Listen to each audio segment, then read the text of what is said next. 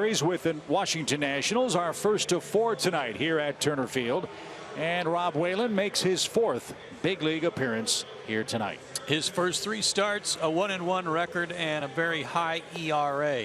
5 walks against 17 strikeouts. That's good. In fact, he struck out more than an inning per pitched. 16 innings, 17 strikeouts.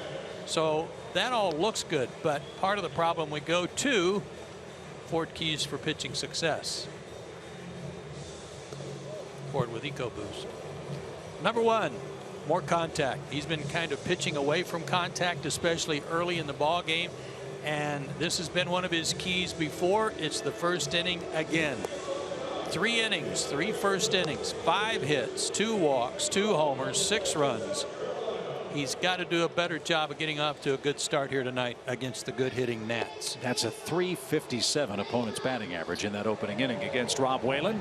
And the key to Washington, as we saw up in D.C., is the man at the top of the order. Trea Turner shredded the Braves pitching staff with 8 hits in 15 tries. Jason Worth has a long on base streak. Daniel Murphy might be the MVP of the National League. Bryce Harper back from his sore neck. Anthony Rendon, a red hot hitter in the middle of the attack. Robinson, Espinoza, Severino, and Lopez, the bottom 4 for the skipper of the Nationals, Dusty Baker. Hey, good to have Tyler Flowers back in the lineup tonight. Good to see him. Hope his hand is all healed and ready to go. First action for Tyler since July the 10th. And Tyler was activated yesterday. A.J. Pierzynski went to the disabled list with a hamstring issue. So the speedy Trea Turner is ready to go. He's done a nice job batting first for Washington, hitting .315. 3 homers, 15 RBIs, 7 doubles, 6 triples, and he's stolen 12 bases too. And the first of the night missed inside, 1 ball, no strikes.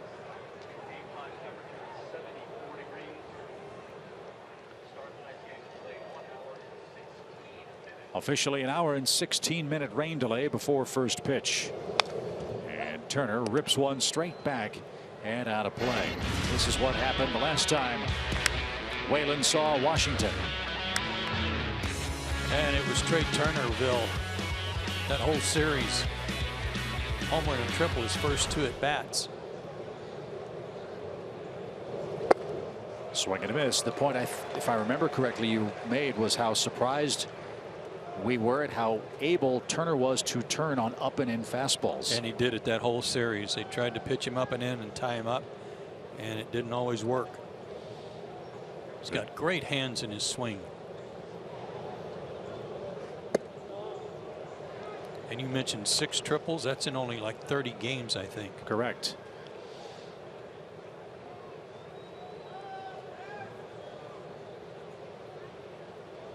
Two balls, 2 strikes.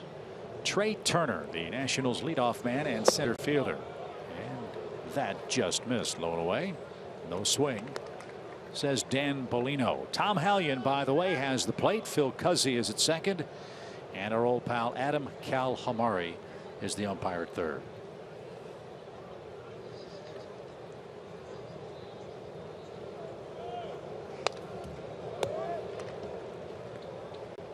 Something else to keep in mind, if we have noticed one thing about the Braves in this month of August, the starting pitching, while at times has been very effective, it has had to labor to finish off hitters. A lot of deep counts, a lot of early pitch counts that end up in the 20s or mid-20s in the first inning or 2. And here's Whalen making a 7th pitch to Turner.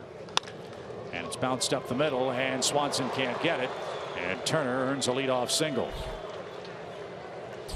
So that's 9 hits and 16 at bats for the Washington leadoff man. Got the count in his favor.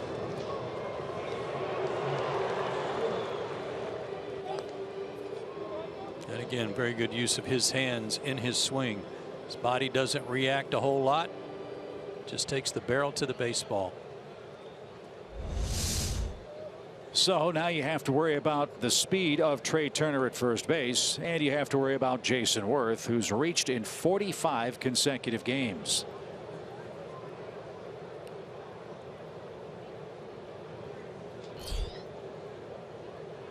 And the other thing about Jason Worth, going back to that pitch count issue, There is no more patient hitter in the National League than Jason Worth. He sees more pitches per plate appearance than anybody else in National League play.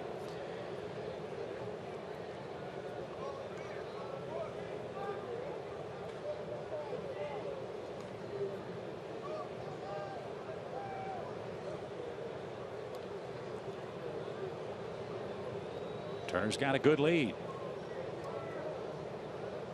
And he's chased back. When you look at their starting lineup tonight, other than Turner and Murphy, there's no one that really jumps out at you with great numbers, including Worth, who's 4 for 25 on the year against the Braves. But it seems like every one of them's got at least one, if not two, homers.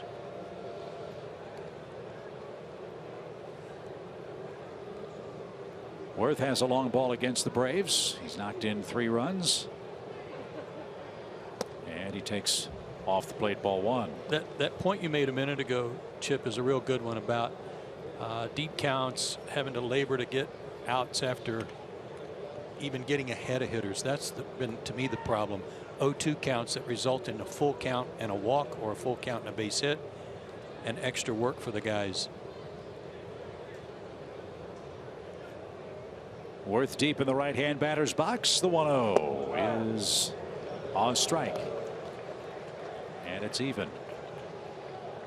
If you have not seen Whalen pitch before, he relies on location, movement, a good breaking ball, change up. He'll throw in the low 90s, but he doesn't rely on his gas for outs. And that's why the contact is important. He's got to have good contact by hitting good spots.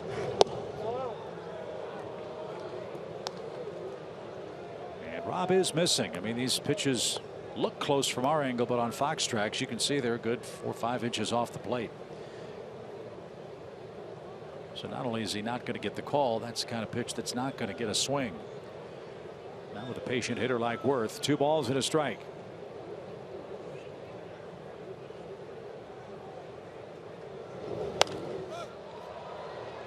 And that's up and out of play. Count even now at 2-2. 2 hitters in this game have impressive on base streaks still alive.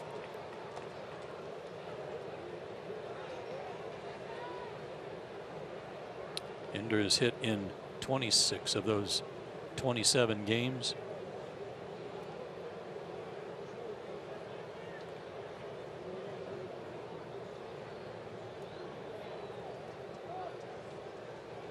Pitch number 12 of the inning for Jason Worth.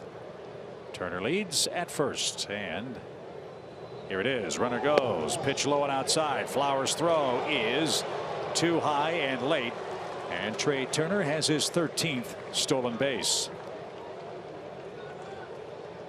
And the steal is a big part of the Nationals game. That's their 81st as a club, good for 6th in the National League.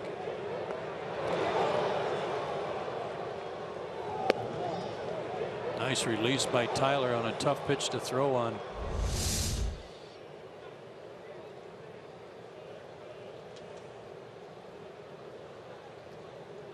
So another full count.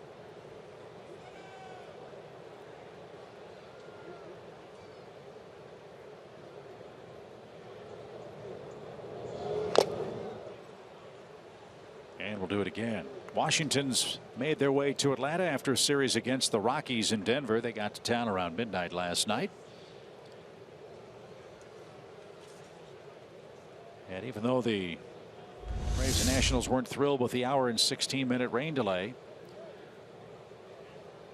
the benefit of that is it's cooled things off quite a bit. It's about 75 degrees now at first pitch as a misting rain continues to swirl.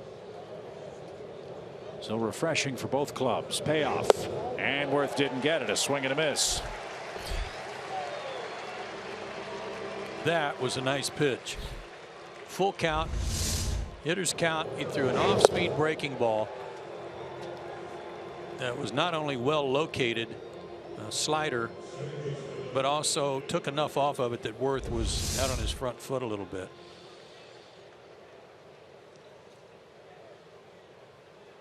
And that brings up Daniel Murphy, the league's leading hitter, at .348. Murphy, though, got an up close and personal look at a man that's trying to chase him down in Denver. That's DJ LeMahieu, who had a stretch where he was on base 9 consecutive plate appearances against the Nationals. Swinging bunt.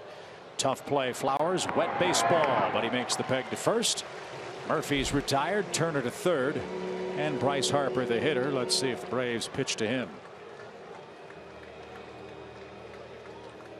He had a good series out in Colorado, 5 for 10 with a homer and a couple of doubles. So he's coming in hot.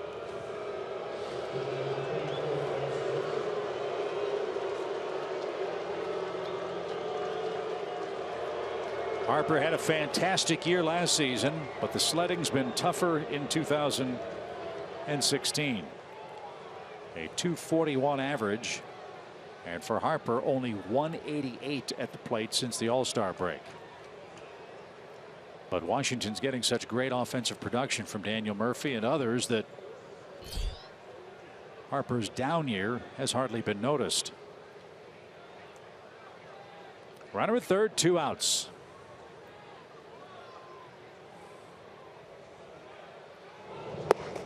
And if memory serves, didn't Bryce Harper hit a home run on his first at bat? First at bat of the year, right here. Sure did. And then Freddie Freeman promptly tied it in the bottom of the first with a homer. But right now, Harper on the upswing. He's got a chance to put Washington in front with a 2-out hit. And a good smother job by Tyler Flowers, 2-0.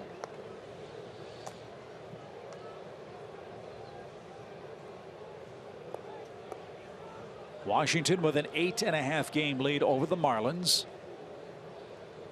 The game within the game for the Nationals is they're trying to catch the Cubs. They're 6 games behind Chicago for the National League's best record.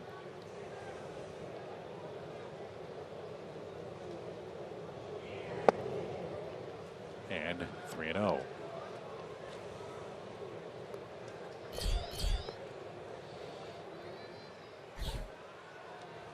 With that 188 average for Harper after the break, he has hit 2 homers, including a mammoth shot in Denver yesterday.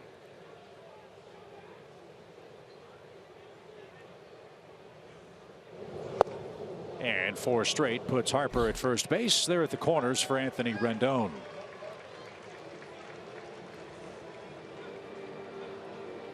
So pick your poison. Do you want Harper or do you want Rendon? You've got the righty-righty matchup, but Rendon's got a hit 20 of his last 26 games. Took an 0 for 3 against Whalen in Washington, so Rob may be feeling pretty good about that.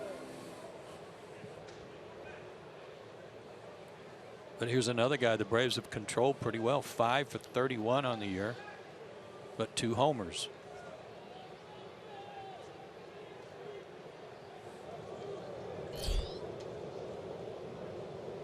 Whalen will need at least 20 pitches to escape the first inning.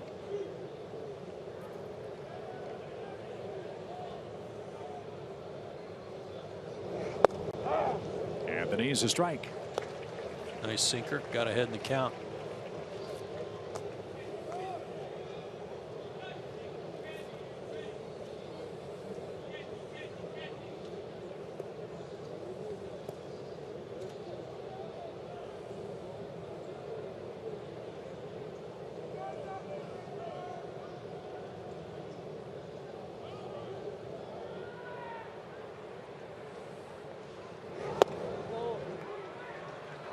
That was close. Yep.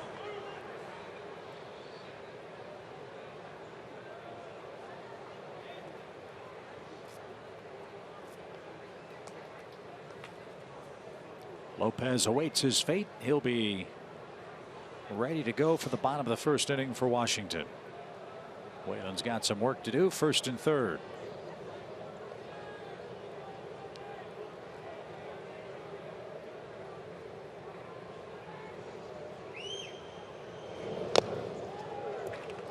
Now he's got a chance to put him away.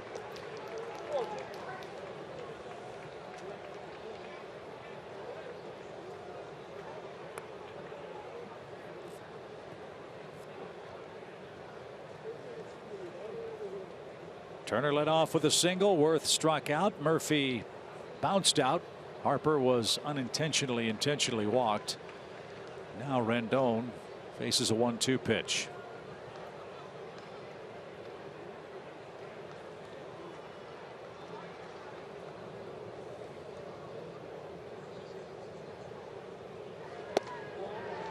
Just missed. Good pitch. I mean, that's, even though it was off the plate, fans are groaning a little bit. That was a real good pitch to see if Rendon would chase it. Somehow, some way, he was able to lay off. That was the old enticer right there. He didn't go for it. Rendon had a couple of hits, including a double against the Rockies yesterday. Now he's got the deuces wild here in the first.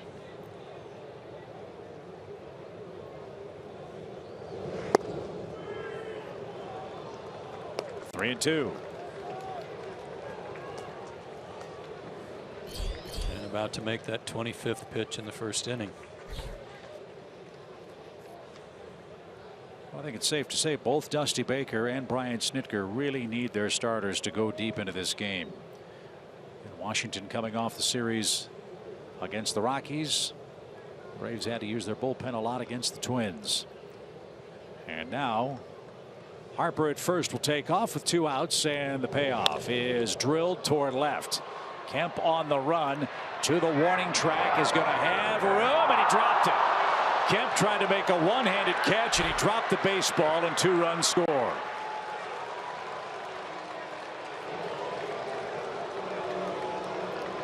A 2-base, 2-run error for Matt Kemp, and the Nationals get a huge break here in the first.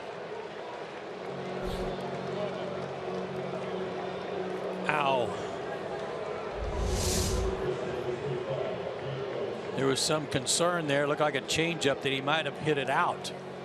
And then when Matt camped under it, you thought it was a reprieve.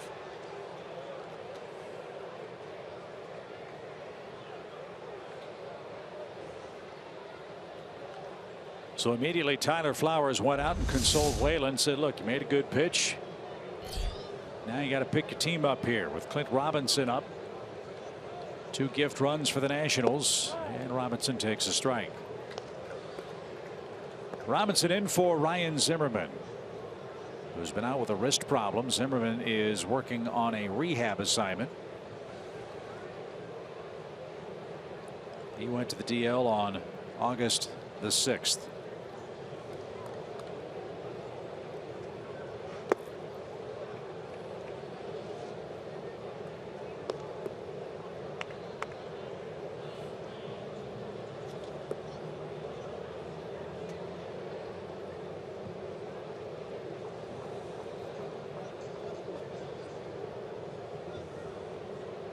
This is Clint's 3rd at bat on the road trip. And he has Rendon at second base. One of the stark differences between these two clubs, one's in first, one's in last. We already know that. The pitching and defense, as we talk about a lot, are the hallmarks of championship clubs. The Nationals are first in the National League with the fewest errors, 47. And the Braves just committed their 83rd. Nationals also number 2 in ERA to the Cubs. Only 47 errors in 119 games for the Nats. That's real solid.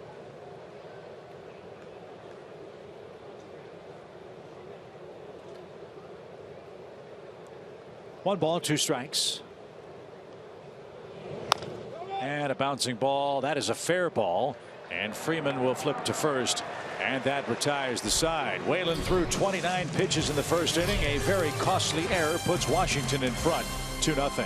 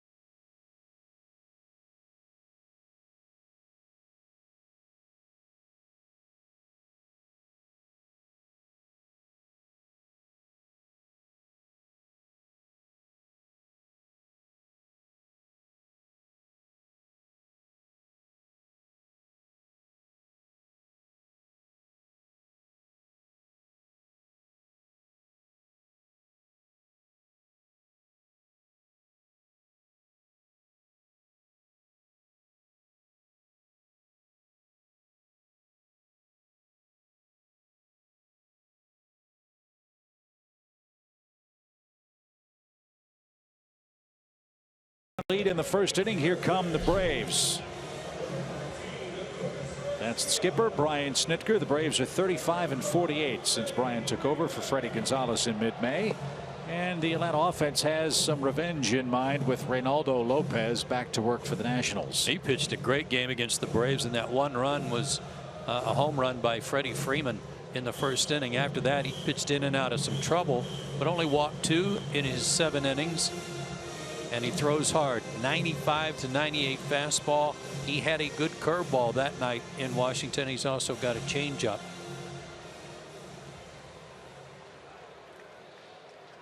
So Ender Inciarte will be the man that sparks the Atlanta offense. Dansby Swanson's hitting 8th. Keep an eye on Freddie Freeman. He's riding a 7-game hit streak with 5 homers for Atlanta. And the thing that jumped out at us with Lopez, he's got a big arm. Big one. 6'1", 180. Not a big guy. A lot of people compare him in a way to Pedro Martinez size-wise and the strength of his arm. He's bigger than Pedro. Not a bad idea by Ender, but it's fouled away. 1 ball and 2 strikes.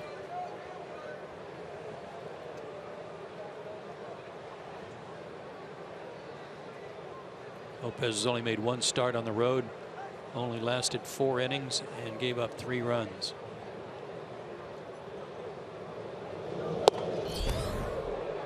And that'll get your attention, won't it? 96 right under the tomahawk.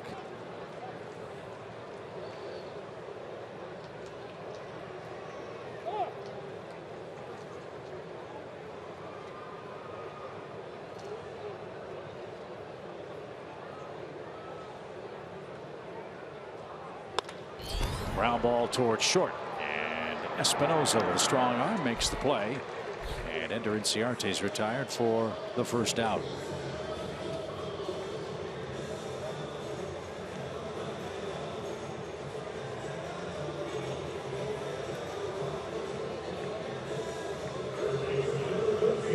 You saw just 2 walks there in those 7 innings against the Braves. That's a real good improvement over his first couple of starts. He's walked 8 total in 15 2/3 innings.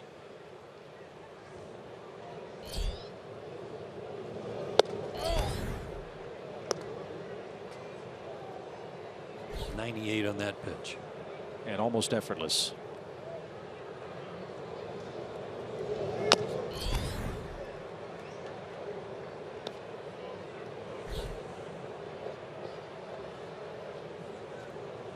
His last 3 starts with Washington, with 1 for Syracuse mixed in there. And there's a base hit by Garcia. He's got a 1-out single. And this is how you hope Freddie Freeman hits a lot in this series with Braves aboard. And he is red hot. Freddie's already set a new career high in homers with 24 of them. 3 of the 24 have come against this National staff. And in his 7-game hitting streak, he's 11 for 19 with 5 homers.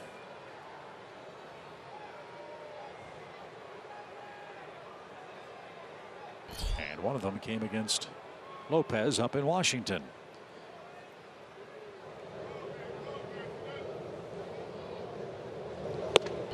Way high, 1 ball, no strikes.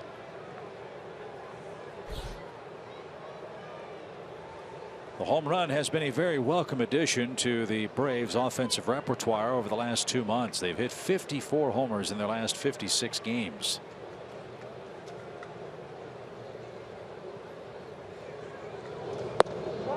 And it's not surprising that if you look at the Braves record over 56 games, they're 26-30 during this power surge.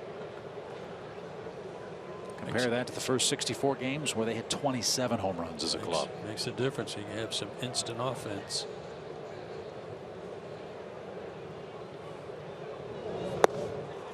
Pretty pitch. Yeah, back-to-back breaking balls. They were both good.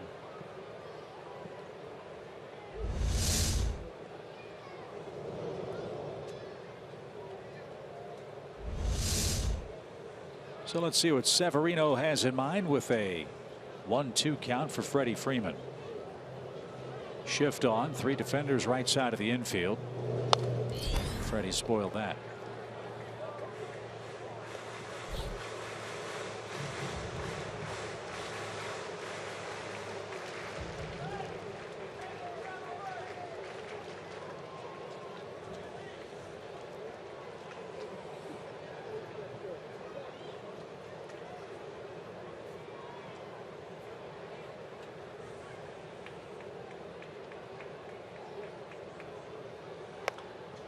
Oh, emergency hack. That's another curveball.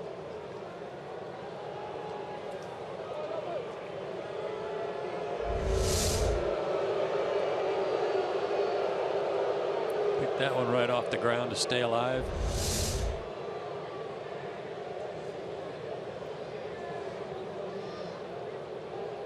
High target.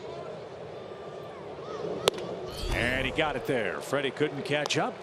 98-mile-an-hour fastball, and that's the first Lopez punch out tonight. And that'll bring up Matt Kemp. As Tom Glavine has said, if you've got command of that and can go up there when you are ahead in the count or 4 and out, that is a great weapon.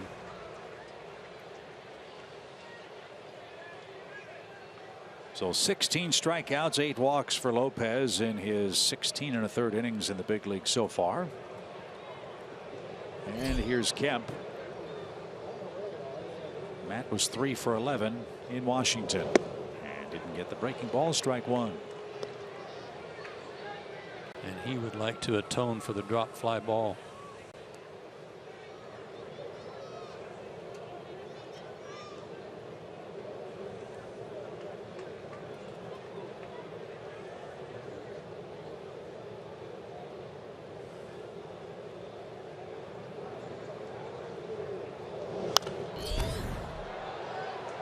That's how to play right side, and Matt with an 0-2 count.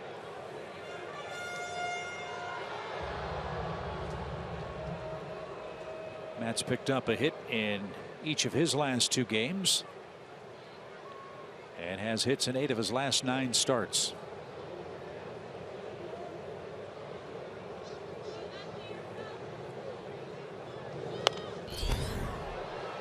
And he spoiled that one foul at 98.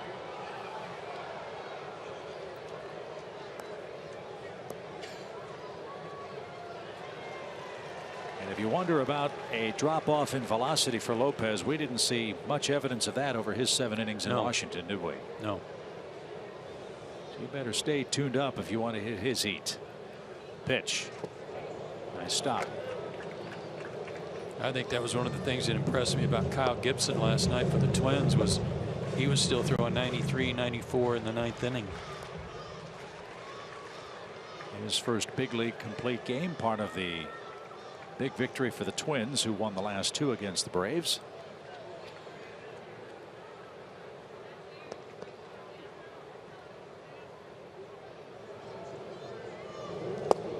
And a swing and a miss takes care of Kemp. Back-to-back strikeouts, and Lopez has a shutdown first inning. The Nationals lead by 2.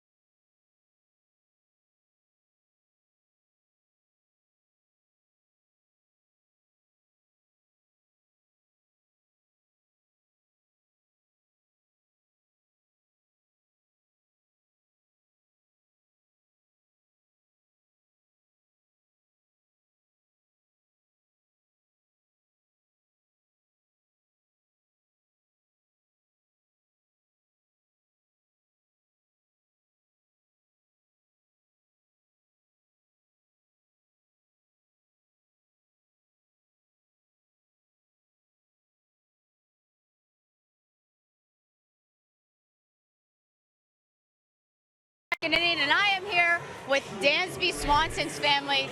What an exciting week for you guys so far. Lindsay, I'm going to start with you. This is Dansby's sister. Whenever I asked Dansby, who should I interview, he said, my sister is my best friend. You need to ask her. She would be hilarious. Your brother is a major league shortstop. How cool has that been for you? You know, I don't know that it's really sunk in. I was expecting, I don't know, fireworks, rainbows, unicorns yesterday, and it just felt natural, and it maybe because I've seen him playing since he was, walking. So yeah, it's just absolutely crazy that he is here. Like, this is ridiculous. And seeing him play on a stage like this, is this something that you've just kind of been expecting to see, or has it just hit you like a whirlwind? You know, I was expecting it after watching him playing, as a kid, some of the things that he would do, and then that it just became so normal for us, and then others would say, oh, that's not a play a 8-year-old should make. Was just, so this is, the fact that he's back here has been, I think, the biggest surprise and a wonderful one at that. And a bone to pick with both of you guys that Dansby wanted me to bring up. When he first found out, he called the mom, the dad, and the sister trying to talk to somebody, and nobody answered. So I'll let either of you guys field this question. What were you doing? I was cooking. I was in the kitchen, and I did not hear it, and I wholeheartedly believe that I will never live that down. You probably won't. You brought it up. Mm-mm. Where were you? I was in Costco. I got no cell service. In Costco. All right, now I'm going to stay with you, Cooter. What has been the best moment for you this whole time? Apart from the obvious, the best time for me was when he's driving home from Mississippi the other night, and he texted me and said, I'm an hour from home, I'm doing great, and I can't stop smiling. That was the best. That is awesome. And now that he's playing so close to home, getting traded to the Braves, how special is it for you guys to really be able to come and watch him whenever you want? You said you're only about 30 minutes away. That's cool, but now I'm going to feel like I have to come down here. And I'd sort of like I'd like to lay on the sofa and just watch the game. So. And how cool is it now just to be able to look out on the field, Turner Field, a stadium that you guys grew up watching on TV and grew up around, and seeing your son out there as the starting shortstop? I think that's where he was meant to be. So just like Lindsay and his older brother Chase, they're doing what they were supposed to be doing, and he's doing what he's supposed to be doing. So it's great. He is doing what he's supposed to be doing. Braves country is also excited to have him, and I thank you guys so much for your time. Congratulations on an extremely exciting week for y'all's family, and we look forward to seeing Dansby play here for many years to come. Thank you, guys. Guys, I'll send it back up to you in the booth. Okay, Kelsey, thank you very much. One of the many great quotes from Dansby's family came from his dad, and he said, God has a plan for everybody in the Swanson family. It's their job to figure out what that plan is, and I think that's great advice, and Dansby certainly followed it. Obviously, from a very early age, that was what he was destined to do.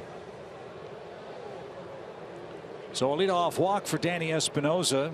More deep counts for Rob Whalen already. 4 full counts among the first 7 hitters he's faced on this Nationals lineup card.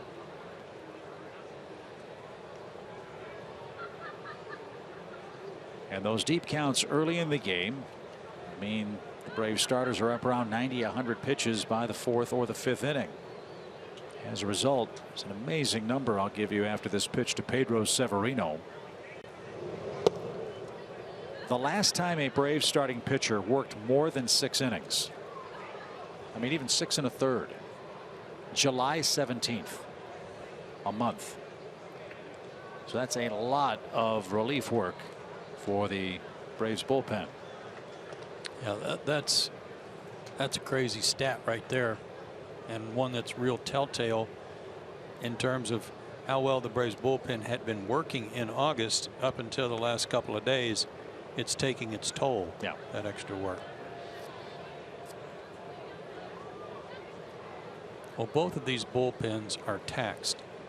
The Nationals come to town having their bullpen really worked over in Colorado, primarily because Steven Strasburg only went an inning and a third yesterday. Yeah, their pen had to work 16 2/3 innings in that series with the Rockies in Denver, and we've heard Tom Glavine talk about it. We heard Mike Fultonevich talk about how much more difficult it is to come back and recover from pitching in Denver. We'll see if there's a ripple effect in this series. Yeah, that was 16 plus in only 3 days. They bolstered their bullpen, brought A.J. Cole up from the minor leagues. He's here and ready if needed. The Braves got Arodys Vizcaíno back today, so he's active and eligible. Jason Hirsch was sent back to Gwinnett.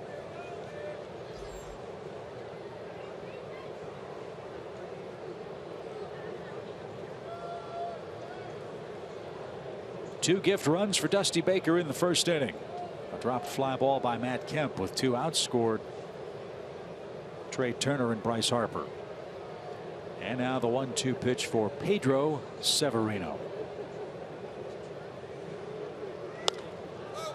Popped him up. And Adonis Garcia, left side, will make the play. There's the first out. And here's Lopez. 0 for 6 with 4 strikeouts and no sacrifices. One of the other things that surprised me about the Nationals, looking at some of their team numbers, I mentioned their defense, I mentioned their pitching. Offensively, they're 4th in the league in runs. That's no surprise. 2nd in homers. That's no surprise. But here's 2 numbers that did really get me. They are number 2 in the league in strikeouts, meaning 2nd fewest strikeouts. You know who's number 3? Your Atlanta Braves. There's a bunt, and it's perfect.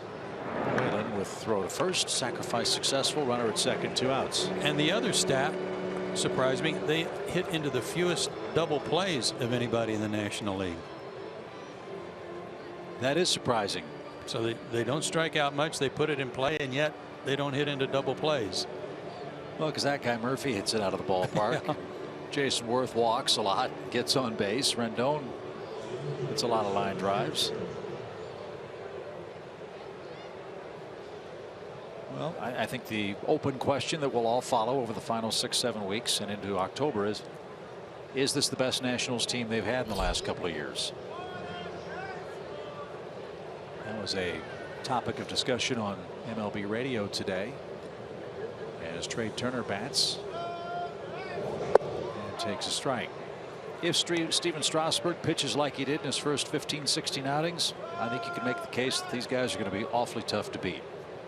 If Steven Strasburg pitches like he did yesterday, the last 3 really. Well, yeah, then you start to wonder.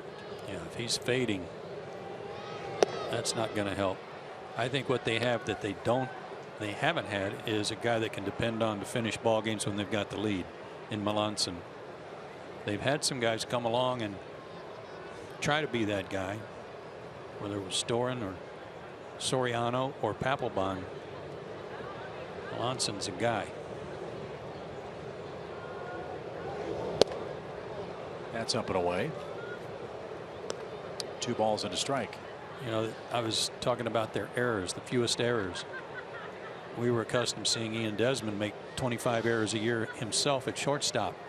Espinosa has tightened that up. And Ryan Zimmerman, when he was playing third base and couldn't throw anymore, it was Right. a shame. They moved him to first base, where he's done a good job. 2 balls and a strike. But there's a lot to like about this Nationals team. They, as you said, put it in play. They have a nice blend of power and speed. They catch the ball. Back into their bullpen's terrific. They have the potential to be as dominant as anybody else. Murphy might be the MVP. Yes, if there is a question, left-handed relief, which is something we talked about up in D.C. They've built a very healthy Eastern Division lead. As I mentioned, 8.5 games over the Marlins, and just very slowly grinding and putting distance between themselves and the rest of the division.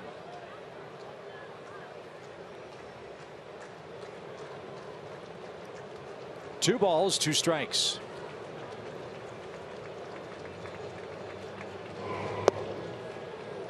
With those adjustments on their infield, for example, Espinosa at shortstop's only made 9 errors. Rendon's only made 5 at third base. Murphy has made 8. That seems like a lot for him, but it's still only 8, and Zimmerman 4 at first base.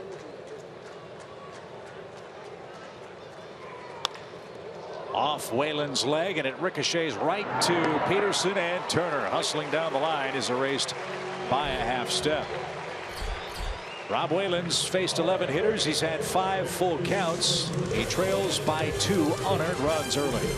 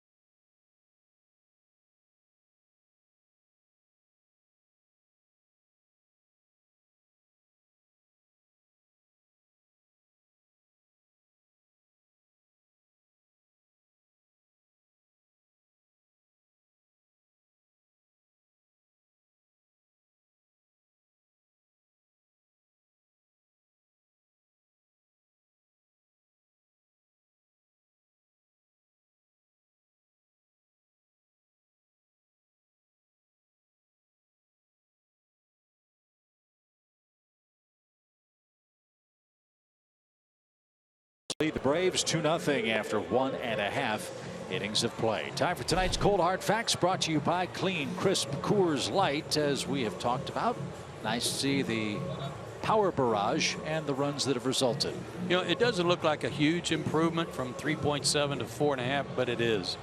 The Braves have really turned it on offensively, and that has helped a lot. Has kept them in games and has provided them an opportunity late in ball games to make a run at people, even though they've trailed, including that game these two pitchers pitched last week when the Braves rallied and lost 7-6. Got 4 runs in the 9th inning of that game. Yusmeiro Petit, you might recall, made a bad fielding decision that opened the door for Atlanta to cash in a couple of runs against Mark Melancon. But that rally fell 1 run short because Eric Aybar tried to stretch a double into a triple and was thrown out at third base. So here in the second, Markakis, Flowers, and Jace Peterson are coming up. Markakis part of that power surge. He's hit 8 home runs this year, 3 of them in his last 15 games.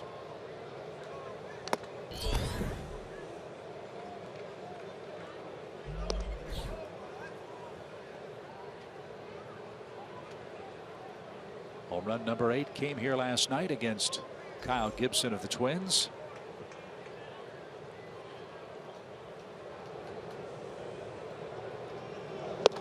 And a swing and a miss. 98 in on the hands. Yeah, that's just, here it is. My best. See what you can do with it.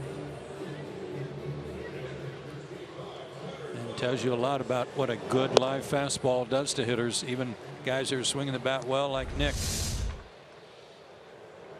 Well, this young man's done a heck of a job filling in for Joe Ross, who's got right shoulder inflammation. Ross can just take his sweet time as this one's bounced up the middle. First at bat for Flowers. And Robinson can't handle the low throw from Espinoza. So a careless error by the National shortstop. That's his 10th. And a rare mistake by the Washington glove men. We need to start talking about other good things, bragging on other good things they do, so they'll mess that up too. Yeah, that was just a sidearm sinker.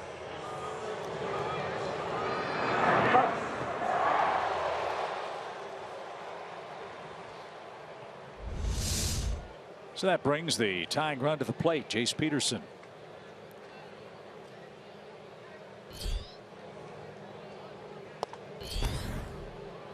Severino with a last-second stab somehow caught that.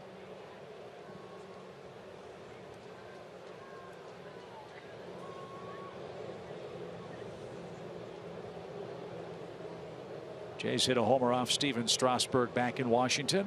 See if he can handle this guy's heat. Even count.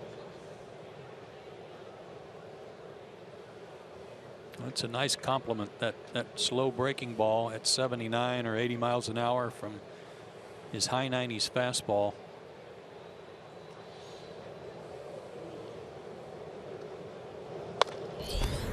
And it's not one of those situations, at least from what we've seen, where you can eliminate it because you can't throw it for a strike. He'll drop it in there for strikes. And he's been a strike throwing machine so far tonight. 27 pitches, 21 of them have found the strike zone. He's had 2 Braves base runners, 1 on a hit, 1 on an error. The error man is Tyler Flowers, who leads at first. And Jace didn't get the high fastball. That one at 97 and sizzling. That's 4 strikeouts. And Dansby Swanson's coming up. Again, high target, delivered there above the hands. Can't catch up.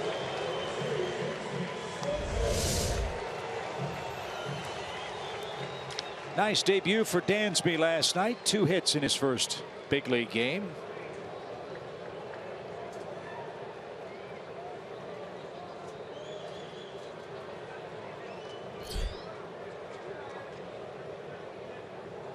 One of the hits was to right. One of them was right back up the middle.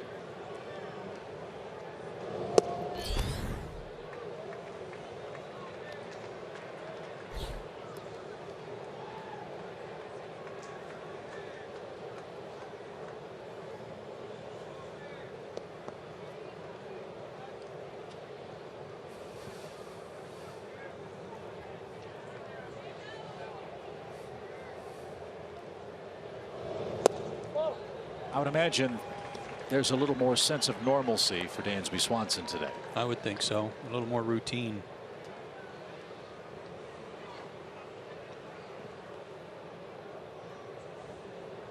Talked to him very briefly in the clubhouse because frankly I just want to leave him alone. Let him get adjusted. Yeah, I want everybody to leave him alone. Let him play. But I said one question. I said, how'd you sleep? After having 4 hours of sleep coming into yesterday's game, he said, I slept great. He finally feels like he's on a bit of a normal schedule. So good for him.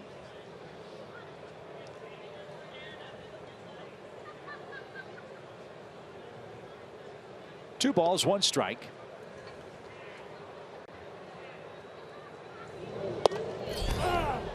And that shaved a corner, even count.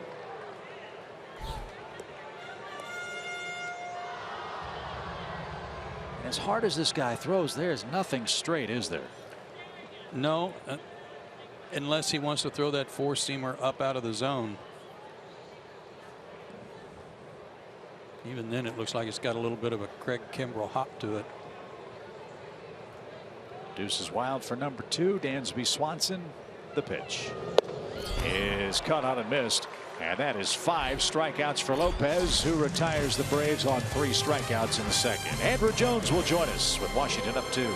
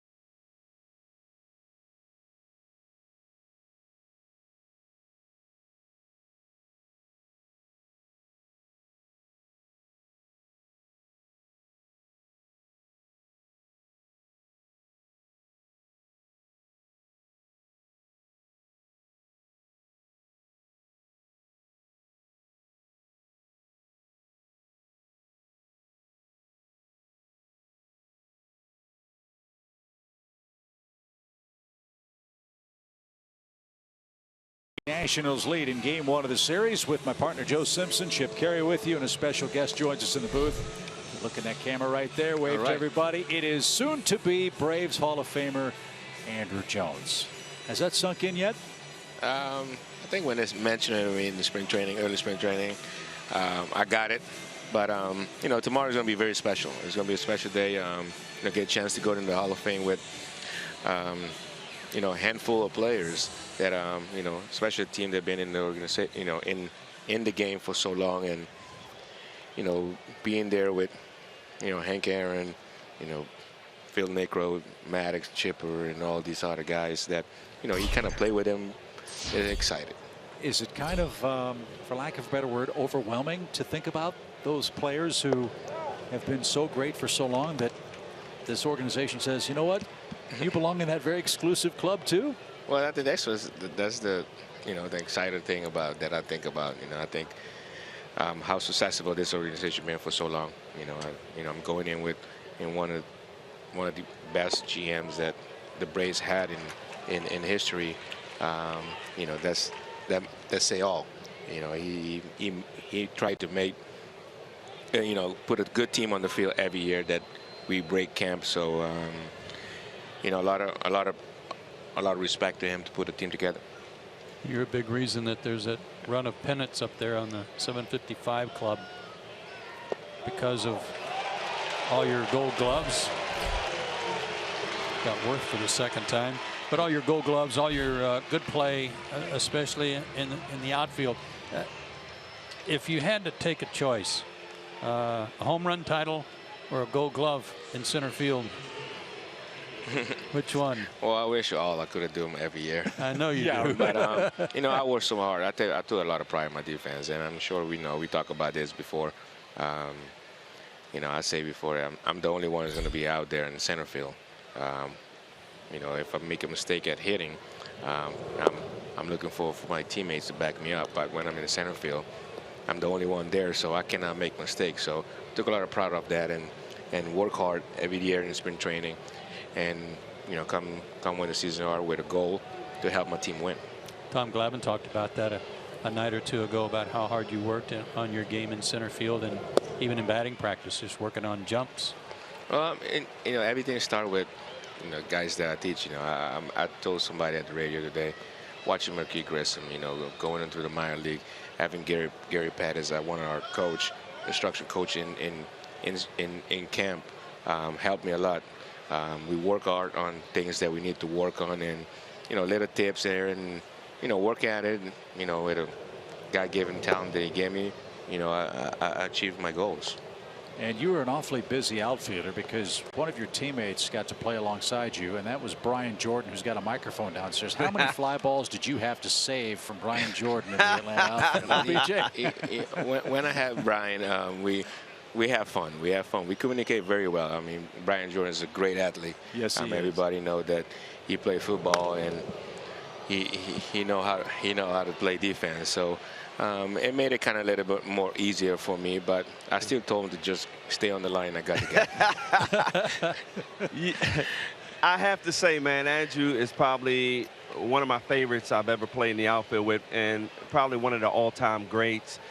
And when I played beside Andruw, I'm telling you, I competed to be the best defensive player of that game, because I mean, he took my game to another level. I just enjoyed watching how he approached every ball, how he made great plays, and he made me better. I wanted to make those great plays every game, and we had so much fun. I mean, we had a lot of jokes, and you know, I remember good play by Dansby there, but I remember in Houston when he ran back and he actually was falling on the hill at Houston, and he still concentrated and made the great catch. And I'm laughing at him because he fell on his face, but it was one of the best catches I've ever seen. And you know, I just enjoyed Andruw, and I'm so happy that he's going to be inducted into the Hall of Fame, because it's well-deserved and among some great players. So Andruw, congratulations, buddy. Thank you, man. I mean, like you said, we had a lot of fun, and you know, like I say, everything started in spring training. You know, Mr. Sherrills always put a good team together for us to go out there and compete. And I had quite a few outfielders through my whole career since '96 that I've been here. So it always was fun. And like I say, I always trying to put my teammates and guys that play along to them in the right spot so they can succeed and make myself better. So we communicate very well, and like Brian said, we go out there and have fun and trying to be the best we can. Well, it's kind of nice when you've got a guy next to you like Brian, where you can depend on him to get to what you can't.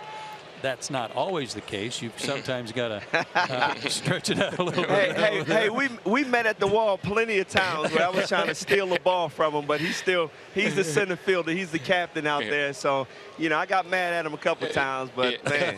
I know he those little pop fly, and I come in, I say, no, I got it, Brian, I got it. Brian, do you feel like we're picking on you down there, man? No, man, believe me. No, I'm actually complimenting you, Brian, because I'm saying it wasn't always that way for Andrew to have someone like you next to him. Okay. Well, you know what? I'm going to tell you, we communicated so well. If we had a weak link playing defense in left field, Andrew knew he could cheat over in left field and help him out, and I had everything covered over there. So, I mean, that's the type of communication we had and the fun. I mean, he made me so good, guys, because I would take so many risks because I knew Andrew had my back. I would play like way in on pitchers, way on the line, and Andrew would look at me, and I just look at him, and I'm like, you got my back, don't you? Because if he hits this ball over my head, you better save me. But, I mean, Andrew, he loved saying, hey, play in, play in. He moved me around because he knew the hitters, and, just a great outfielder, man. I love playing with him. Swing and a miss. Bryce Harper is retired, and Whalen has his first 1-2-3 inning of the ball game. Andrew, can you stick around for another half inning? Yes, sir. I want you to analyze the Spider-Man catch, which All right. you've seen before. 2-0 Washington on score.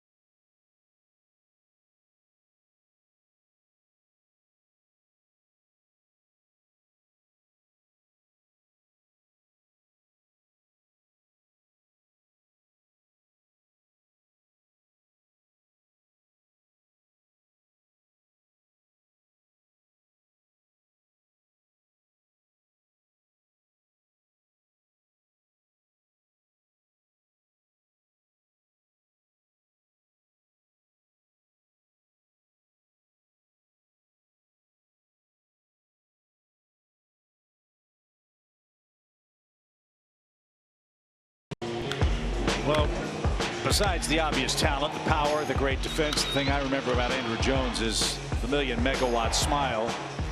And there are a lot of things to smile about, including that incredible play, forever known as the Spider-Man catch. August 9th, 1999, and there's the bobblehead. Yes, sir. I could watch all of those, like I was teasing tonight. I said, I don't know how they got enough highlights to put on a reel for you. Because there are thousands of them, and I can watch every one of them. Yeah, it's fun. It's always been fun. Like I say, I took a lot of pride, and I love it. I love to. And the way I love to help my team, especially this pitcher. They work hard. They're trying to, get outs and get you back into the dugout. And, if they're throwing balls, it's kind of, you set it on your heel. But, I got an opportunity to have Glavine, Maddox, Moulds, all the greatest, Paul Bird, name it. We had so many pitchers. They throw strikes, so they keep us in the game. And that's how you make good defense behind him. I want to ask you a question, and I know you've had a chance to watch Inciarte play, and I love the way he plays center field. You played very shallow. You had the great ability to go back on the ball. Did someone encourage you to play shallow when you first started? Not. I mean, I don't know how that happened, to be honest with you. I just start playing that way because I felt comfortable there. But I used to saw Marquis Grissom just turn his back and go behind, just turn his back head and just go chase the ball. And, I learned that from him. So I think, with putting myself getting comfortable, I started playing shallow, and, I was taking those little bloopers, those little land drives for hits. That was out now. And that's a guy that sometimes gets overlooked among the really great center fielders in recent history, and that's Marquis. He is great. Yes. So you learned from Marquis Grissom, and now you have a special advisor's role with the Braves, and I assume you're working with some of the young outfielders in the minor leagues. As we look to the future, tell us some of the names that have impressed you that you've seen so far in the minor leagues this year. Well, I mean, it's a lot. I mean, the Braves farm system is getting very well developed right now, and I'm excited about it. All those kids they got there, they come to you and they know what you did in the game, and they ask you a question, and that's what I like. If you ask me a question, I got some answer for you. So I like that. I mean, we got so many guys. We got Kuna, we got Derrida, and they're all in Rome. We got a bunch of guys that we draft that was in Orlando that was breaking to a rookie league and stuff like that. So we got, the organization is going in a good way, and I'm excited about it. And I'm excited about the role. Nothing better than what I love to do, to talk with these young kids. So, I'm excited. Did you get a call from Adam LaRoche wanting you to come to Kansas and play? Yes, he did, and unfortunately, I could not go because, I was overseas or somewhere. I know you wanted to. I went and played in the Hall of Fame game, All-Star game they had. They put a bunch of guys together, and they picked one person from one team. It was excited just to get back on the field and run out there and laugh. So it was fun. We ended up winning, but it was fun, though.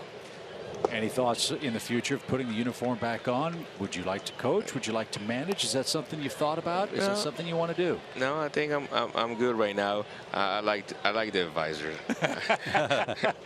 I like to just go in once in a while and just talk with the kids, and I think that's what I like. I think maybe in the future, never know what happened, but for now, the role that I like it, and I'm looking forward to continue to help. So let's cut to the chase. Tomorrow you're inducted into the Braves Hall of Fame. Have you written the speech? Have you practiced the speech? Are you nervous about the speech? I don't know.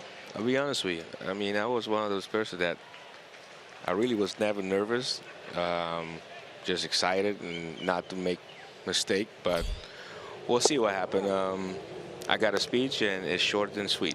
All right. I like it. Beautiful. We love you.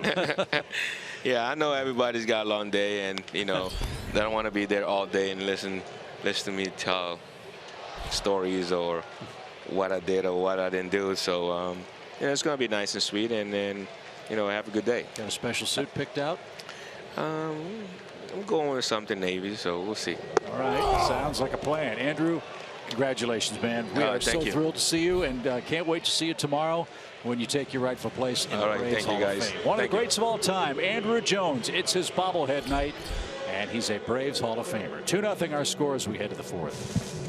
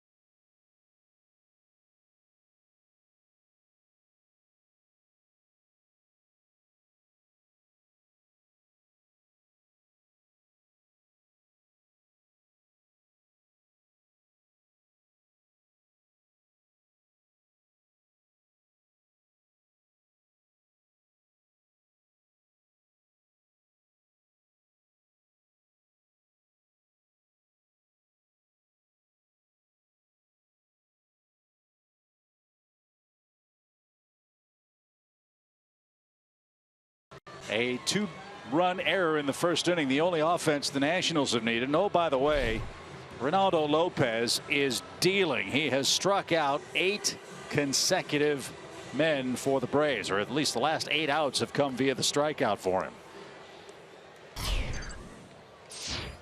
So enough of that. Yeah, no kidding. Got to get some offense going.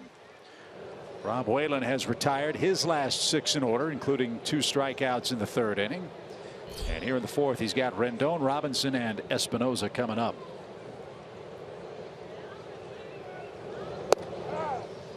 And that's a strike for the Nationals' 3rd baseman. I got something else on Andrew. I want to run at you. Durability. 11 years with the Braves, missed 52 games. Amazing. And over a 4-year stretch, 98, 99, 2000, and 2001. Over a 4-year stretch, he missed 5 games. And again, you saw him play much more than I did. I saw him 6 times a year when the Cubs would play the Braves, right? Yep. The thing that always struck me about Andrew was how hard he played, but how easy he made playing hard look. Yeah, that's a good description. To the point that sometimes he got criticized because it looked like he wasn't playing hard enough, because he made it look easy. And I'm sure there are highlights of him diving. I think we had one of them in that collage that we saw, but I don't ever remember seeing him dive for a ball against the Cubs.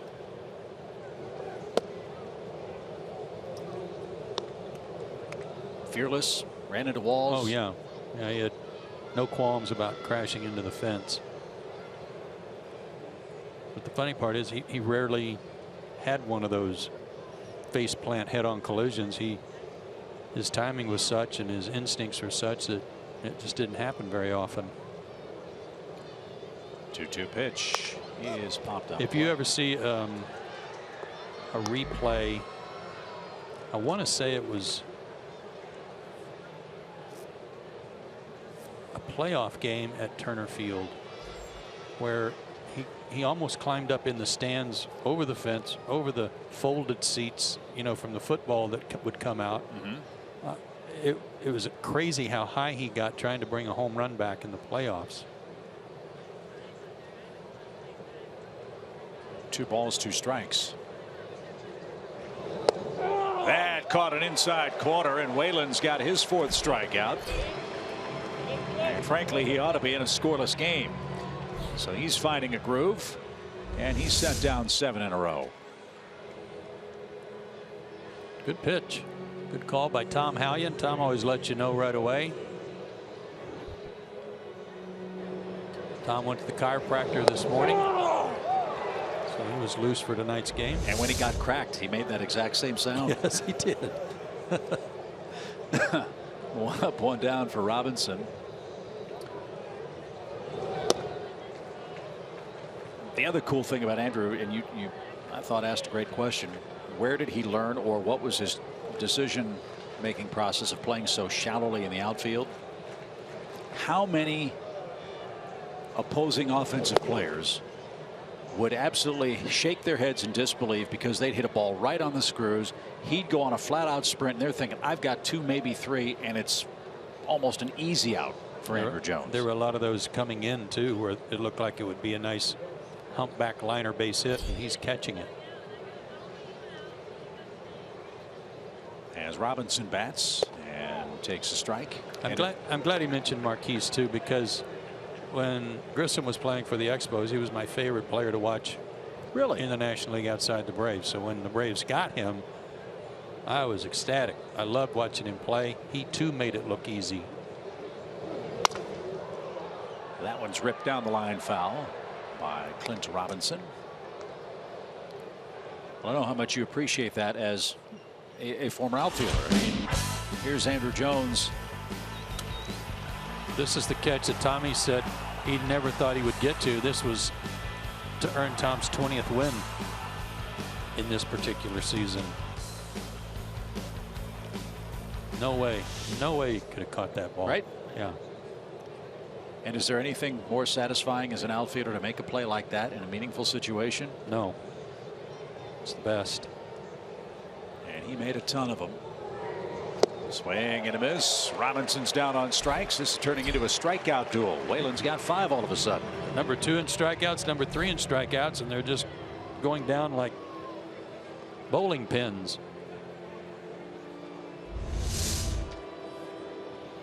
Little change up. Turning it over, dropping it down and away from him. Good pitch. And you're right, ought to be a scoreless game. Espinosa walked to start the second. He is the last Nationals base runner.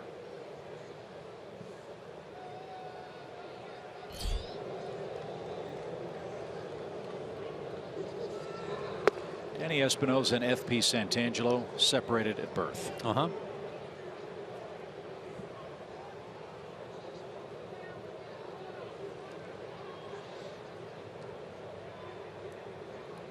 Especially when Danny's got a little 5 o'clock shadow working.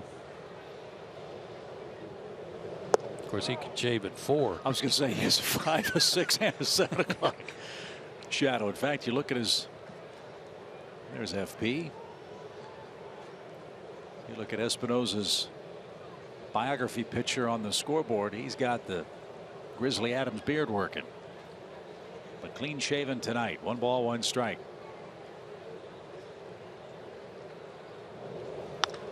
And this one's popped up. And to left, Matt Kemp is there. And two-handed catch. And that will retire the side. 9 up, 9 down for Rob Whalen. Heart of the order coming up for the Braves, who are down 2-0.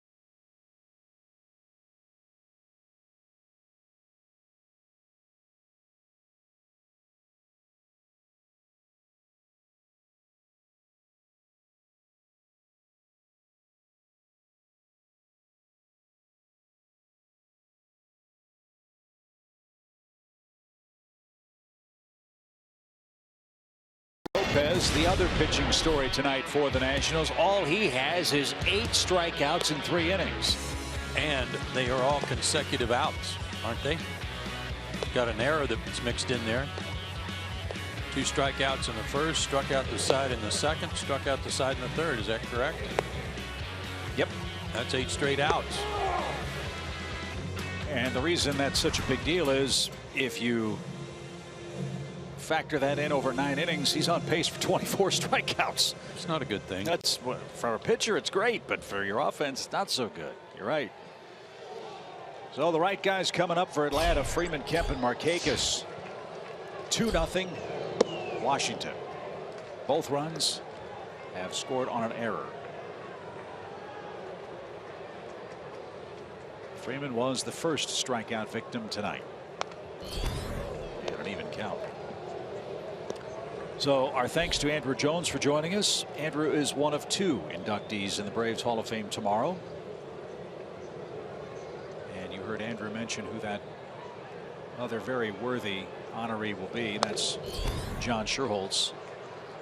And one can only imagine how differently the history of Braves baseball would be written had John not arrived on the scene here in 1991 and in tandem with Bobby Cox helped restore, rebuild, and reaffirm what is a tremendously proud franchise. A line drive to short, or to third I should say, where Rendon is playing at shortstop in the shift. And that ends the string of strikeouts, but it is the first out of the inning. Yeah, and the thing about John coming to Atlanta was that at first he said no, and then changed his mind and called back and said yes. And Atlanta fans are glad he did. And what a fitting way to cap John's, as he's called it, 25, 50, 75 year anniversary. This one's down the right field line by Kemp. If that's fair, we're in business. It is fair. And Harper has it ricochet away from him. And Matt Kemp with a first pitch double down the right field line has the second Atlanta hit.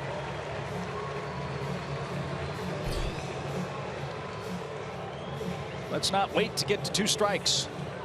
30th double of the year. Fastball down. Good pitch. Just painted it into the right field corner.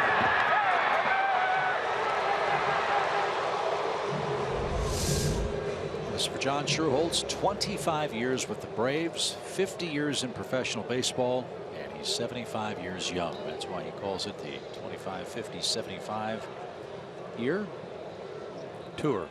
It's a good tour. Yep.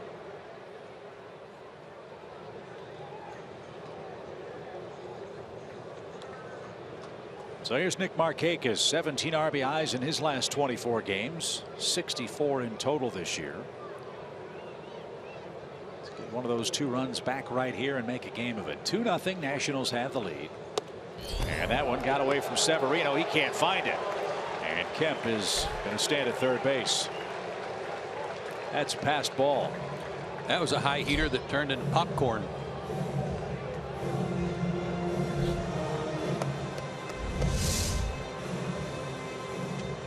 So just exploded out of the web of his glove. And Tom Hallion is the happiest man in the ballpark that Severino got leather on that pitch.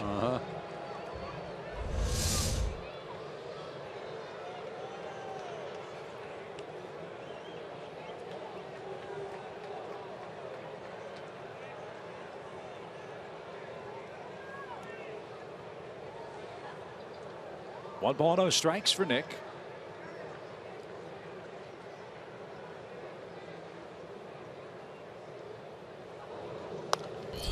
And foul to the screen for an even count. We had an hour and 16 rain delay before the first pitch tonight. That's why we're only in the 4th inning as we approach the 10 o'clock hour in Atlanta. And the rain has stopped. It's turned into a very pleasant night.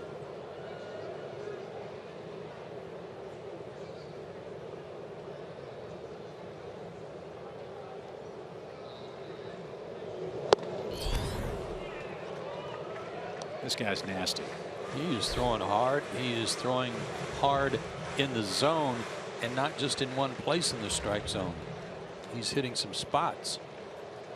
Would you say a 3-to-1 strike to ball ratio is pretty good for a guy with this kind of power? Heck yeah. That's exactly what he's got.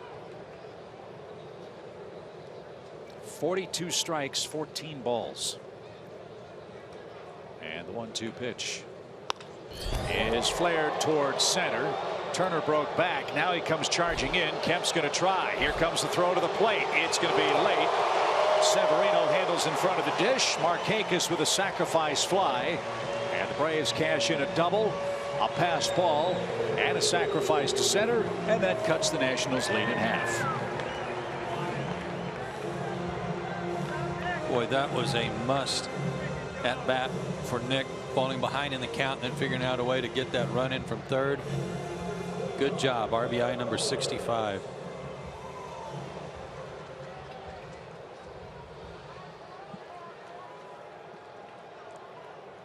So Tyler Flowers is up. He reached on an Espinosa throwing error. Remember, Tyler Flowers was hit on the hand against the Marlins and I guess had a hairline fracture in his hand, didn't know it, and then on a check swing felt that bone pop, and it's a fracture that he has had before. That's caused him a lot of time. And that was in Chicago. That wasn't even in Miami. Correct. It was a few days later.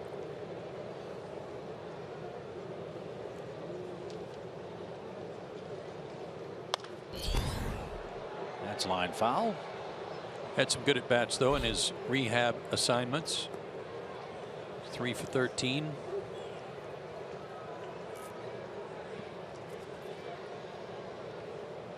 Missed 30 games.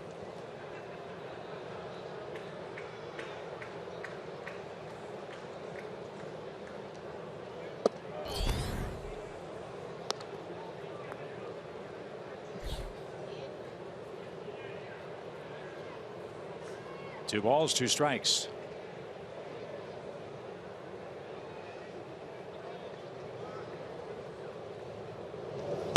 And a swing and a miss. That strikeout number 9 at 98 miles an hour. 2-1 is your score. And friends, this morning, part of the Community Heroes Week initiative presented by the Braves Foundation and Fox Sports South.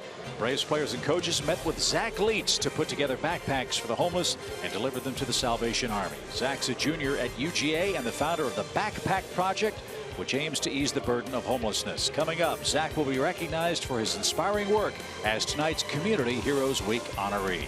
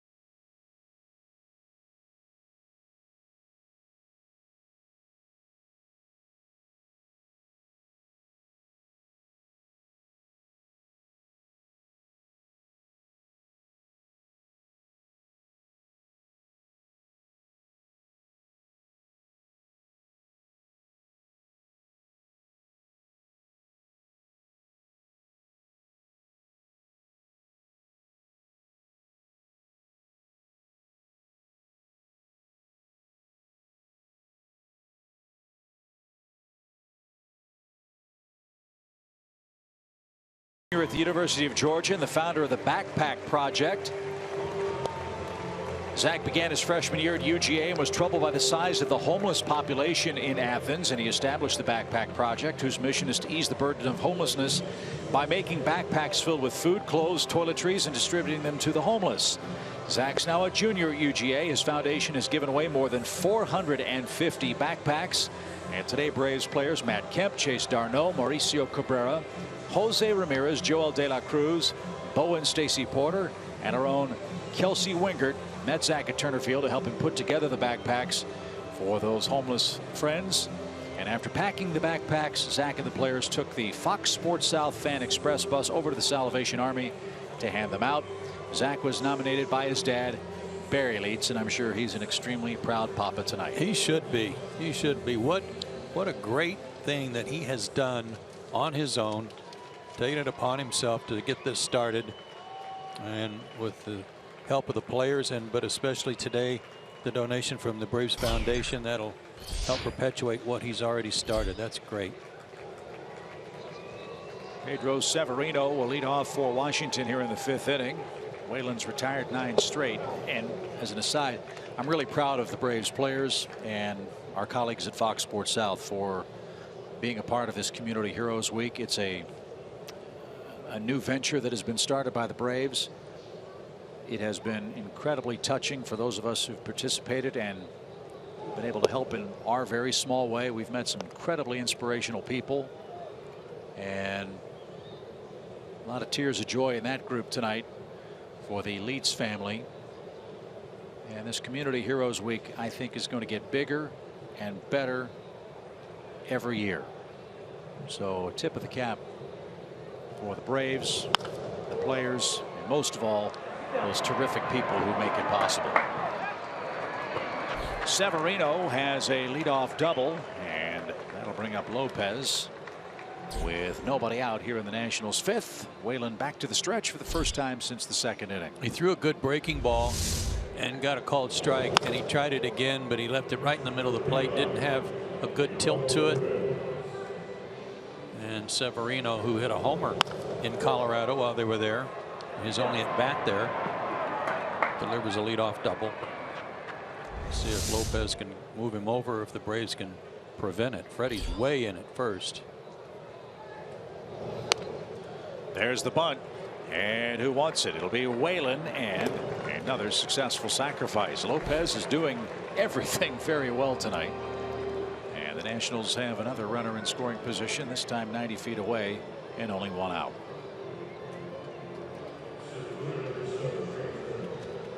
And here's Turner.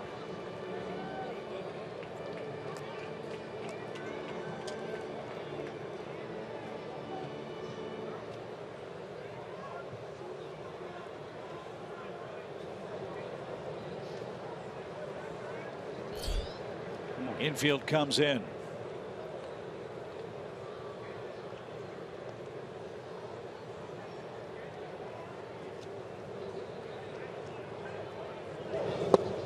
And a swing and a miss. Good sinker.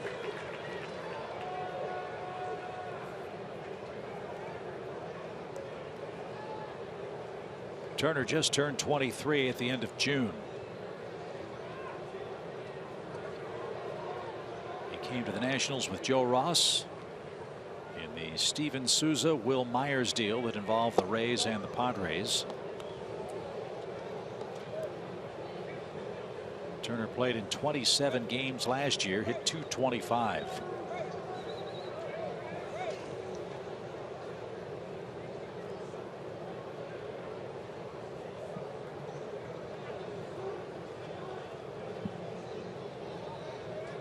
We are told he boasts elite level speed and base running ability, as well as a keen eye at the plate.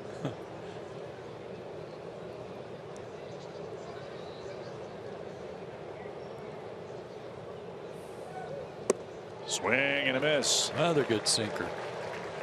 Maybe the Braves are finding a spot they can exploit, because up and in certainly hasn't worked against Turner. That adds some excellent cut to it. Two swings and misses over the top of it. I think this deal for Turner for Washington will be akin to the one for Swanson for the Braves.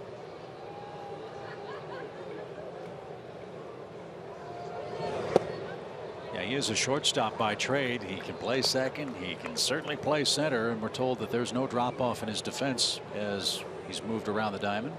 It's just that it's pretty obvious with what he's done over the last 30 days. I'm sure there are a lot of people wondering, and how did they get him?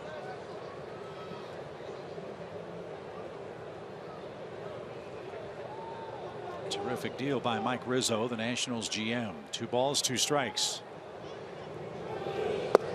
Strike 3. Turner couldn't pull the trigger. 6 strikeouts for Whalen. And now Jason Worth, the batter. The infield can back up with 2 outs. That was just a 4-seamer. Held its line right at the knees. Great job. So that's 6 strikeouts for Rob.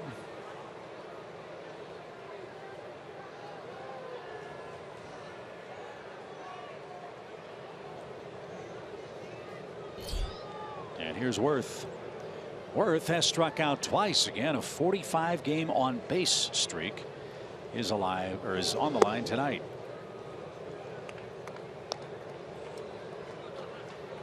The National League record for most consecutive games on base is 60. We'll tell you who that is in a minute.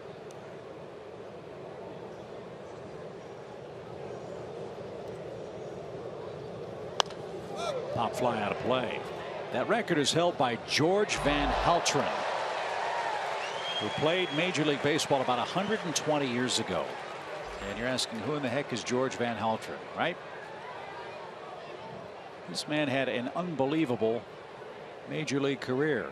for 2,500 hits, over 1,000 RBIs, 583 stolen bases.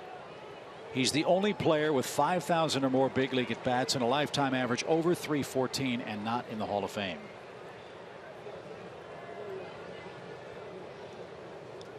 That might need to be addressed. Well, they've tried a couple of times with the Veterans Committee, but he's been passed over a couple of times. Who did he play for? He played for the New York Giants. He played in Brooklyn. A couple of other clubs too.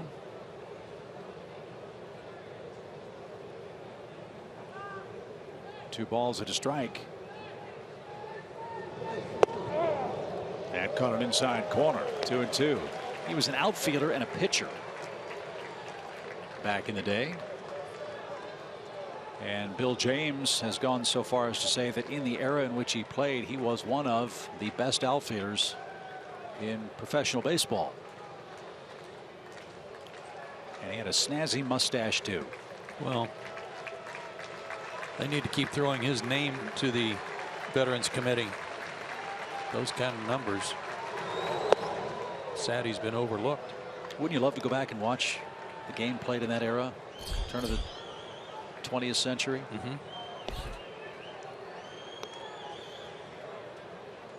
Probably just ride up on your horse and park.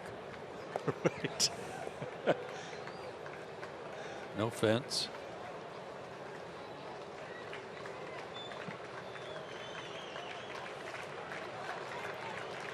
Deep count for Whalen. He doesn't want to get to Murphy with two runners on. Let's see what he offers Jason Worth.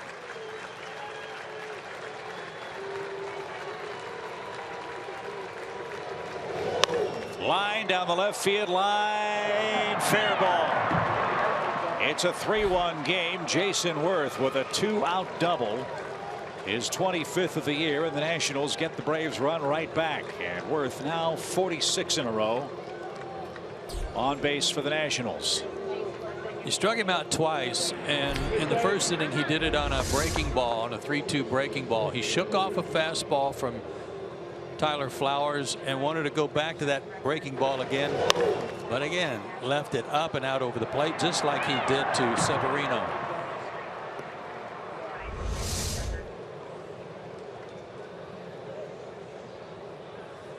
So Whalen will have to pitch to Daniel Murphy with a runner in scoring position.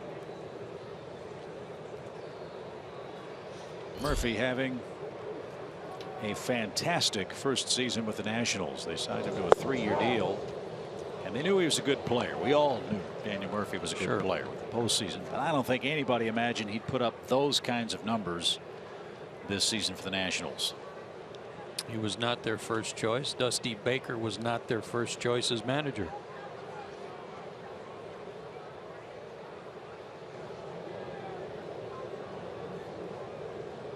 No balls and a strike. Out of play. So let me put you on the spot. Is Daniel Murphy the MVP of the National League? First place club, leads in hitting, second in RBIs, more multi-hit games, second in hits, first in total bases. As you said, 8 errors. Yeah, I'd put him right there at the top of the list with probably Chris Bryant. Maybe even Rizzo. I don't know if they'll split votes in Chicago, but Chris Bryant hit his 30th homer today. He had 2 homers in all. So he's tied with Nolan Arenado of the Rockies for the National League lead. 0-2 pitch, and Murphy pops it up. Adonis Garcia is there, and he makes the play, and that retires the side. A pair of doubles for the Nationals. Jason Worth with a run scoring hit, and Washington extends their lead again.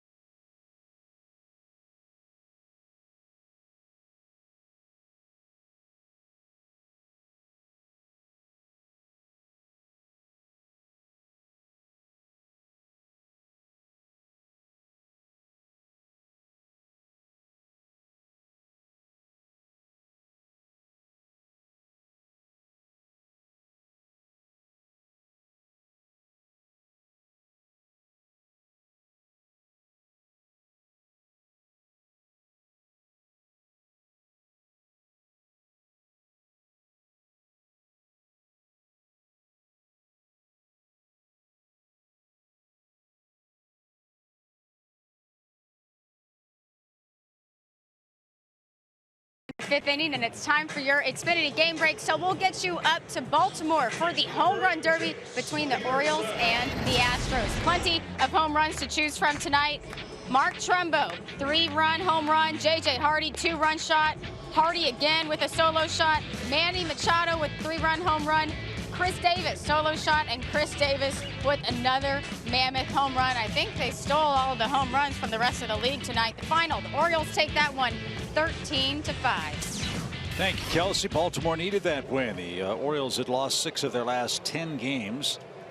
They entered play tonight 2 games behind Toronto in the American League East. Baltimore at the moment would be the 2nd American League wild card if things were to stop today. That was pretty good. 12 homers and only 13 runs scored. That's what it looked like. Yeah, right. Bombs away in Baltimore as Jace Peterson leads off. Atlanta has the 7, 8, 9 hitters coming up. Ronaldo Lopez has pitched a brilliant game. 9 strikeouts through 4 innings. I think even I would have enjoyed hitting at Camden Yards. That's a good place to hit. They've got some good hitters. There's some talk that Zach Britton, their closer, might be the leader in the Cy Young race in the American League. This is one of those years where apparently in the AL there isn't a starter who's had such a dominant season that would make a relief pitcher's candidacy kind of a moot point. And maybe this is his year. Yeah. Well, back to that NL MVP thing, I inadvertently left out Nolan Arenado. Need to have his name on the list too. And it's unfortunate because you sort of unfairly cross off the Colorado players because they have the home field advantage of Coors Field. But in Arenado's case, he's hit almost as many homers on the road as he has at home. Oh, there's a good way to start the inning. You bet. There's a lot of people out west that feel like Corey Seager, in addition to being a Rookie of the Year candidate and a strong one, that he, if the Dodgers go deep in the playoffs, could very well be an MVP candidate too.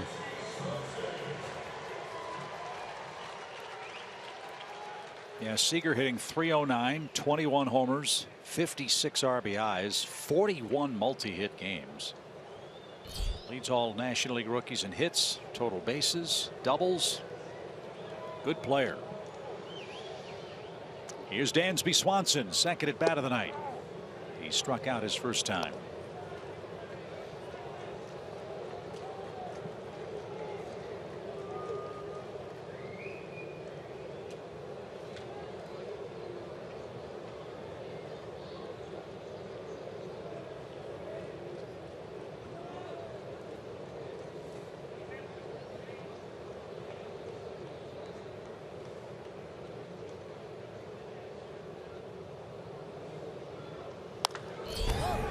Popped up a mile high.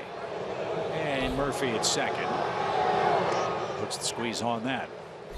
1 on, 1 out. Here's Rob Whalen.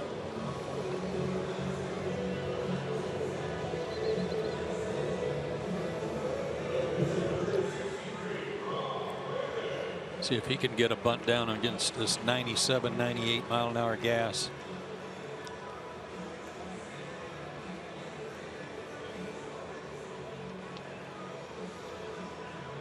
Was that the sign for swing for the fences or to bunt? Well, we will find out in just a moment. Washington, the Cubs and Nationals or the Dodgers, I should say, are the division leaders. The Giants and the Cardinals at the moment are the wild card leaders in the National League. Is a bunt foul. Cardinals are idle tonight. They play in Philadelphia. Adam Wainwright gets the ball for St. Louis. Pittsburgh will be home to Miami. Kohler versus Cole. Pittsburgh a game out of the wild card chase. Good for them. All they've been through and having their team trade their closer away, they're still hanging in there. No balls and a strike.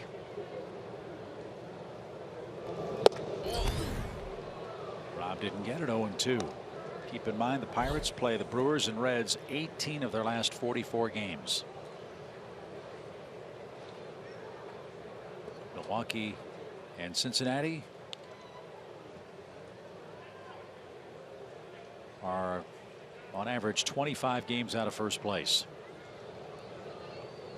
0-2.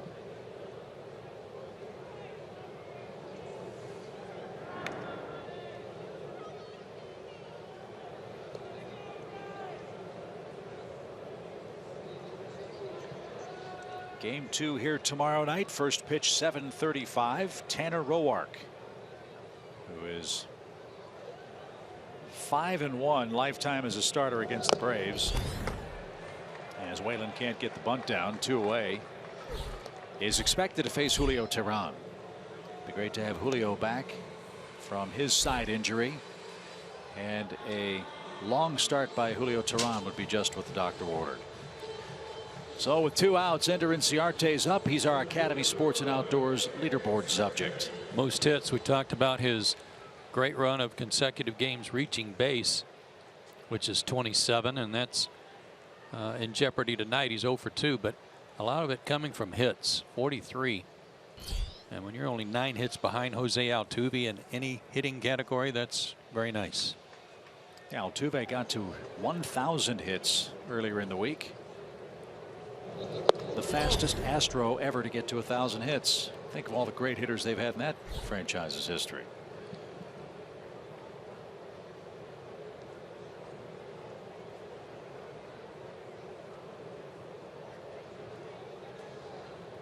One ball, no strikes for Inciarte. Big hole in right center if he can pull a pitch.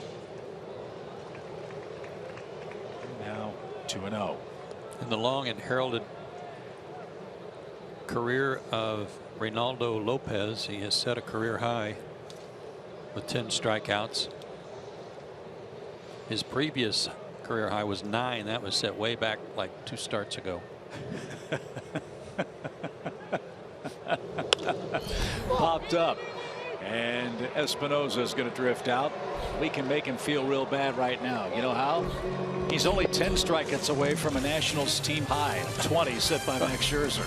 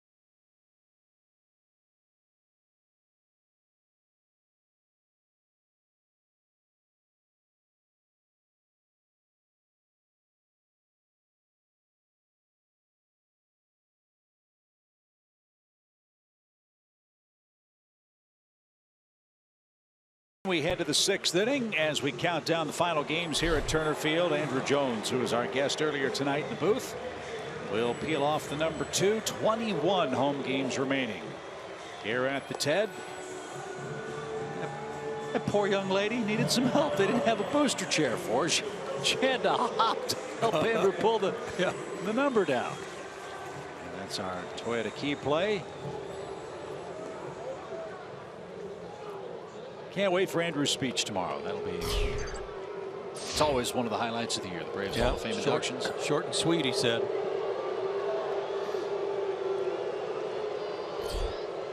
Bryce Harper leads off for the Nationals in the 6th. He's walked, scored, and struck out.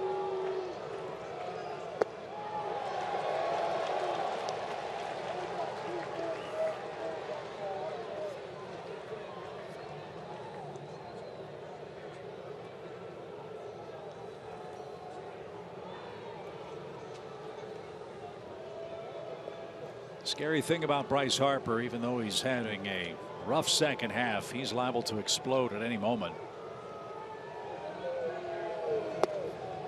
Just 2 homers since the break.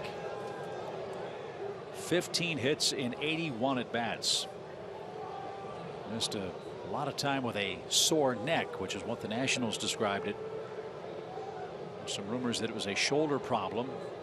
Washington quickly shot those rumors down when we were back in DC. As this one's hit to the left side, Adonis had it handcuffed in the moment, and Harper tumbles across the bag, and he's out by a quarter step. Bryce busted it down the line, but was erased, and that's how the 6th inning starts. Adonis at first looked like he forgot that he was the only guy on that side of the infield, so he had to hurry. Got it there just in time.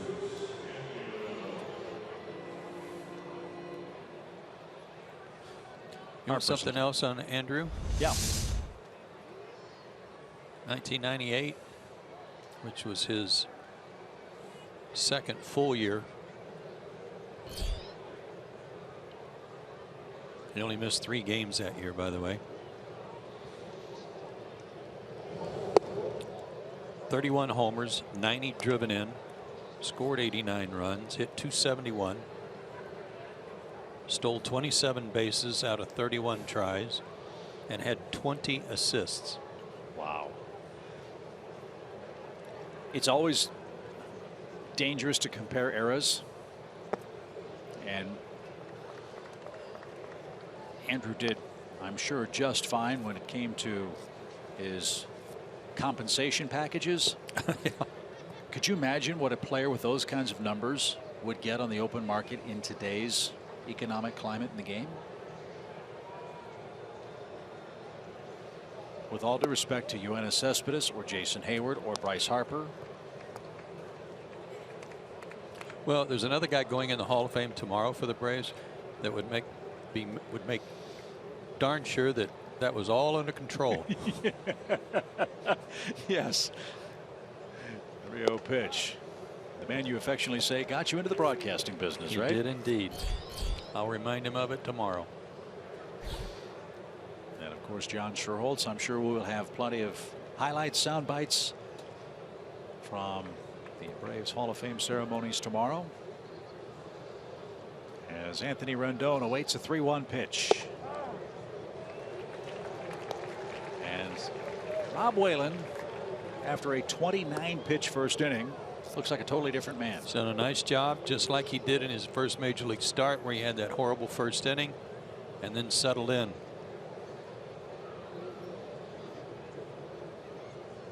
And by pitching into the 6th inning, and hopefully at least through this inning, he will save the bullpen at least a couple of innings, which is sorely needed by both Brian Snitker and Dusty Baker tonight. And he's at the 100 pitch mark. Whalen at one point set down 9 straight. Washington got a couple of doubles last inning to extend their lead to 3-1. Jose Ramirez is loosening as Rendon awaits the payoff. And Adonis knocked it down, scrambles to his feet and throw a strike. What a play. Ooh.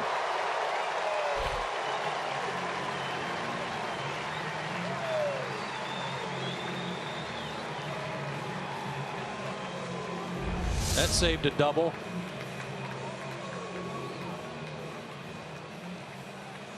Showing off his arm there. Up to his feet quickly and then letting it fly. Good play. 2 quick outs for Clint Robinson. When the Braves bat in the 6th, it'll be Garcia, Freeman, and Kemp coming up. And Whalen really ought to be in a 1-1 tie.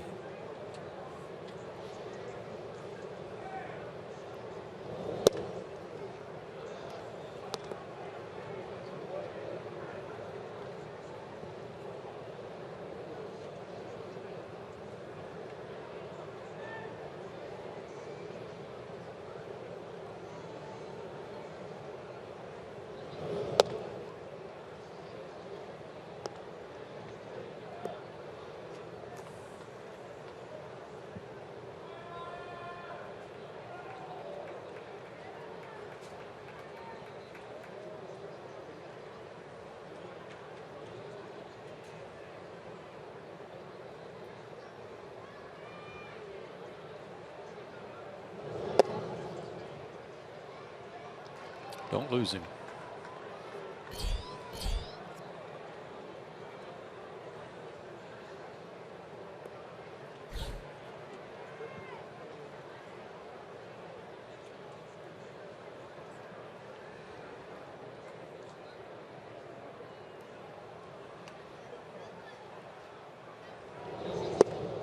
He lost him, and a 2-out walk for Clint Robinson, and that'll bring up Danny Espinosa.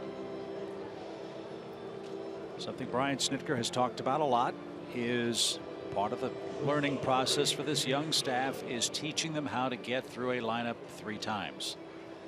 There is action in the bullpen. It's a manageable game. Whalen still has good stuff, but the early inning pitch counts really cost this staff in the 5th and 6th innings. Last Brave to pitch 6 innings in a starting role was Tyrell Jenkins on the 9th of this month. No Brave starter has pitched more than 6 innings since July 17th. And Espinosa didn't get it. Strike 1.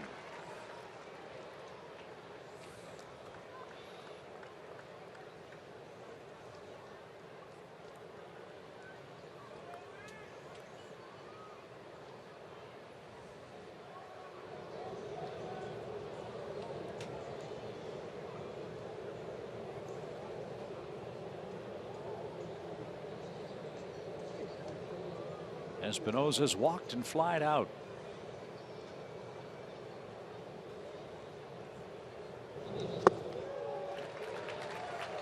Nothing in 2. That's been a good pitch for him in the last couple of innings. Ball's really moving down and away to lefty in this case. Made some good pitches to Turner in the 5th inning with it to get a strikeout.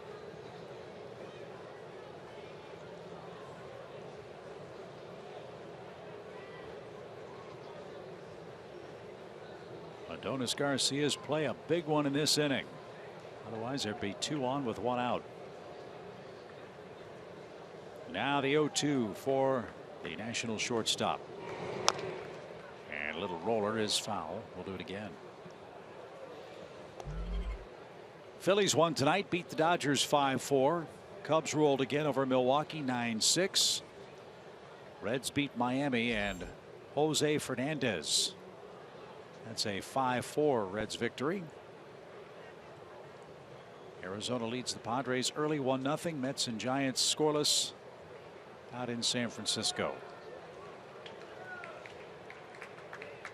Ronaldo Lopez looking on, enjoying a 3-1 lead. He has struck out 10 men.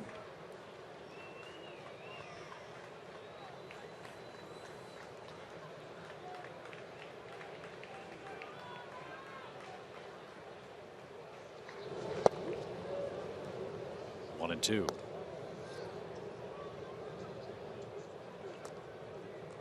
Detroit won a big game at home 4-3. They beat the Red Sox.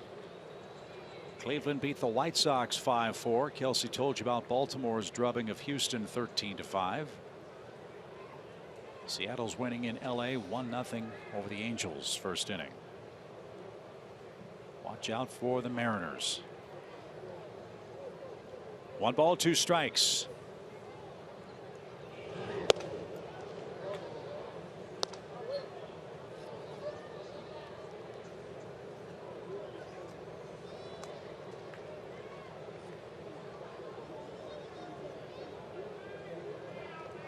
Another sinker, please. Get a ground ball, get out of the inning, and hope the offense can get you 2 or 3 runs here in the next inning.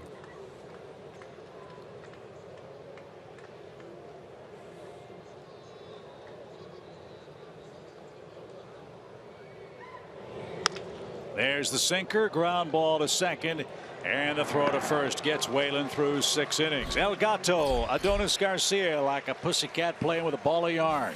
Made a great diving stop. The pick and the laser-like throw to first keeps the Nationals off the scoreboard here in the 6th.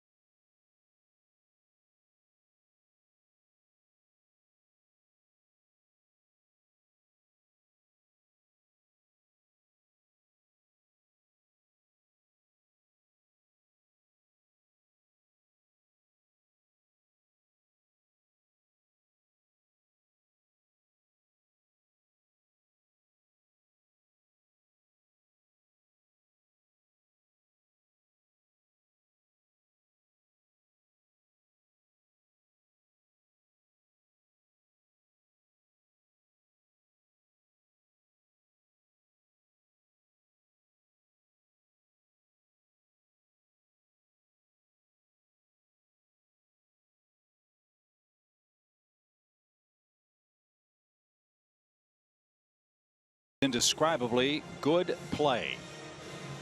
And it is not just the defense of Adonis Garcia, but the good work he's done at the plate. .323 average, good slugging percentage, good power. But the thing that really jumps out at me since Adonis has returned from the minor leagues is his defense. It has been at times spectacular.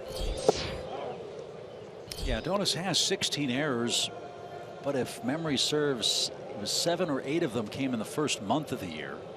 And then he was sent out to AAA to go play left field.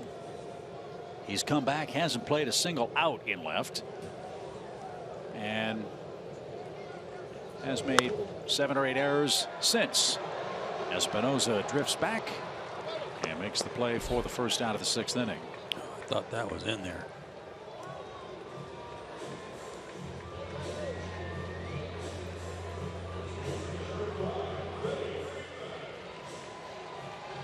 Rob Whalen only had 1 fly ball out to the outfield. Unfortunately, there were 2 hit to the outfield. Only 1 was caught, and the one that wasn't cost him 2 unearned runs. Freddie tries to split the gap in left center field. That's going to drop in front of Jason Worth. He's going to try for 2. Here's the throw. Freeman beats the play at second with a late hard slide. Man, he hit that bag hard. Hope he's all right. I know the base isn't. Good hustle. They went upstairs again. That time he fought it off.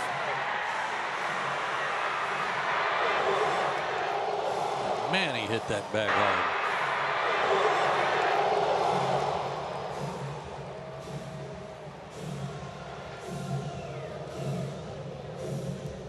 Nationals might be contemplating taking a look at this, see if Freddie came off the bag.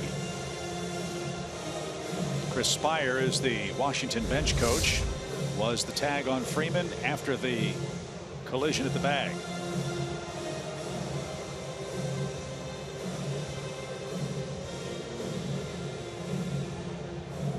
This one will give us a better idea, I think. Tag. There. I don't think so. I think he's safe. Well, Dusty Baker's going to take a look. Huh.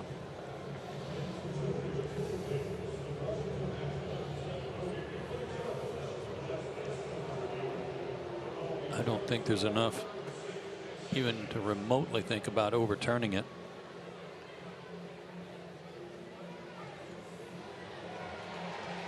Remember the old drum brakes on your car? You'd be hitting the brake pedal and you just couldn't stop. Freddie needed the ABS. Yes, he did. On those, on that slide. There is the tag on the knee.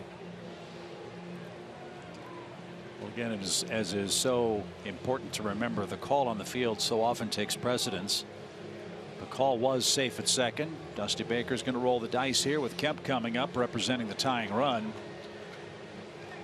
Will there be enough evidence to overturn this call at second base? If the call stands, well, irrespective of that, Freddie's going to have an 8-game hitting streak. Right. But he's also been racking up a ton of extra base hits for Atlanta. As New York takes its sweet time, and we don't mind. This is a big play in the game. That's 30 doubles for Freddie, too. $17 of his last 32 hits covering 24 games have gone for extra bases for the Braves first baseman.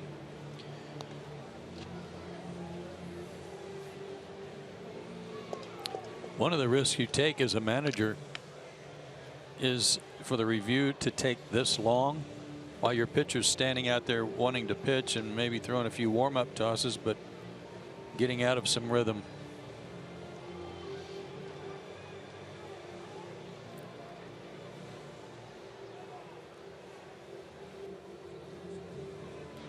Verdict is in and he's safe. So the call stands. Washington loses the challenge. Freeman's got a double. And the Braves will bring Kemp to the plate, where with one swing of the bat he could tie it up. Can't blame Dusty Baker for taking a look at that one.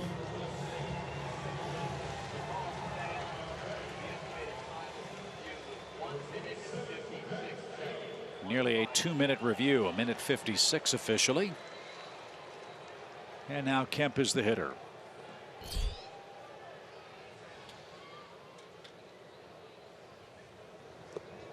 That one pops away from Severino, and Freeman's going to move up. And this is exactly how the Braves scored their first run. Yeah. A 1-out double in the 5th. A passed ball. This time it's a wild pitch. And now if Kemp can put it in play, the Braves could get their second run. I know that bounced right in front of Severino, but didn't appear to be that tough a pitch to block. Almost like he could have caught it instead of going into his block mode. It's a break for Atlanta. 1 strike for Kemp, 1 out. 2-run game. Washington leads it. And that's out of play. 0-2. And the difference in the game is the first inning. Yeah, it looked like Rob Whalen was out of the inning. 2 outs. At first it looked like maybe it was going to be a home run. And then Matt dropped it. And 2 runs scored. Yeah, a whole range of emotions on that play. Yeah. You saw it contact. Rob kind of turned his back thinking it was a home run. And then the obvious disappointment after thinking, oh, wait a minute, staying in the park. I'm out of the inning. And then, oh, no. Yeah, even Tyler Flowers was turning to go to the dugout.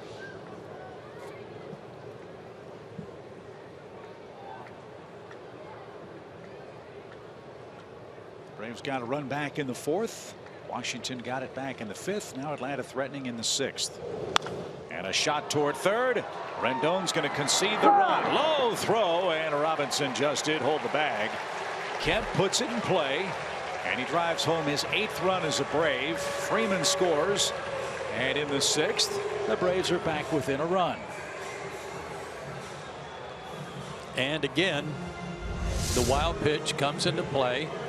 Markakis with a sacrifice fly in the 4th, and now just a ground out here in the 6th. Gets the Braves a run back. Very frustrating for the manager and pitching coach for the Nationals on those wild pitches. So the base is empty. 2 outs for Nick Markakis. Nick is 0 for 1 with a sacrifice fly. Beg your pardon, the first one was ruled a pass ball. 65 RBIs for Markakis. 18 of them in his last 25 games. That was a good break by Freddie too. Some good base running there, extending the hit into a double, taking the base on the ball in the dirt, and then not freezing on that hard hit ball to third, but taking off. And as you said, I'm just glad he's all right after that slide at second base.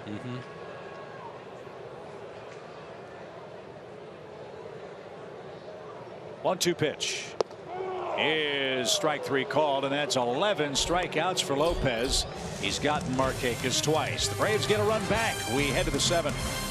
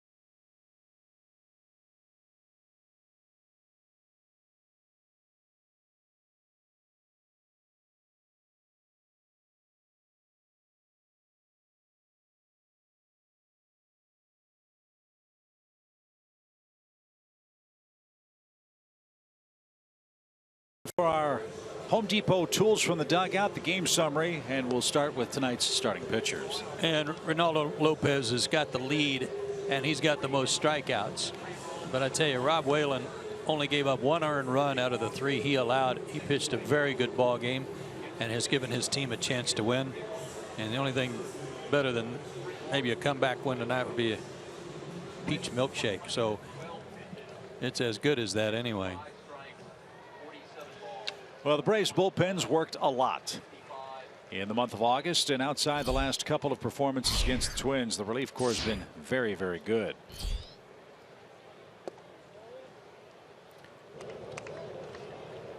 The problem for Atlanta, though, has been in the 2 games against the Minnesota Twins, an astounding number.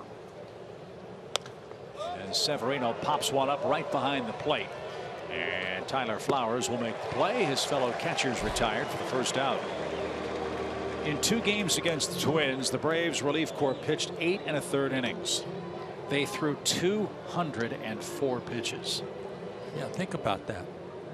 Think about a complete game for a pitcher, and everybody's worried about if he gets up around the 115 mark for a complete game like Gibson did last night. Last night, the Braves relief corps, 4 innings, 9 hits, 8 runs, and 113 pitches.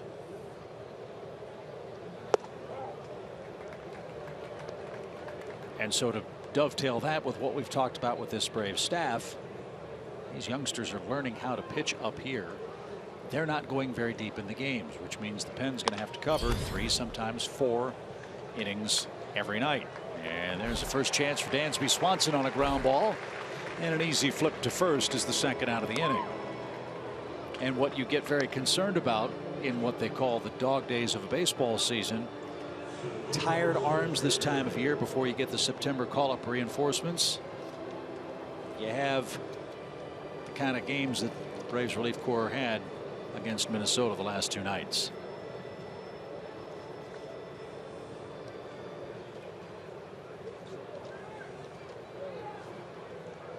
It's hard to believe that's the first ground ball to Dansby in 2 games. That's because Adonis is catching everything. That one rolled up his arm, but he's still got Trey Turner.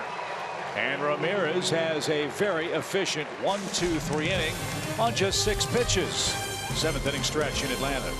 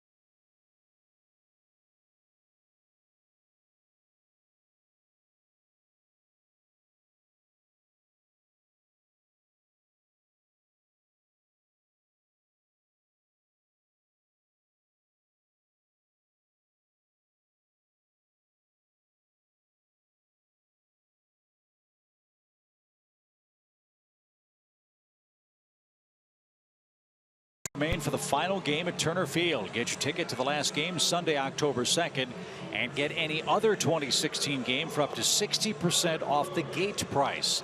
Get your seat for the final celebration at Turner Field fast at Braves.com/final game today. In an interesting scheduling quirk, the final games for the Braves at Turner Field will be against one of the fiercest rivalries in Major League history, the Braves and the Detroit Tigers. However, those games could be very meaningful for the Detroit ball club, a very good ball club that's got playoff aspirations this year.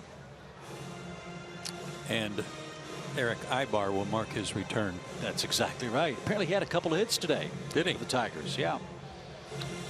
Pretty good line here for Lopez. Again, he worked 7 innings his last start against the Braves, 5 hits and 1 run, and he only struck out 2.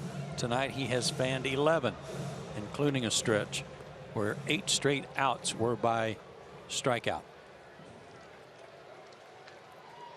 But the Braves are only down a run. Here in the 7th, Flowers, Peterson, and Dansby Swanson are coming up.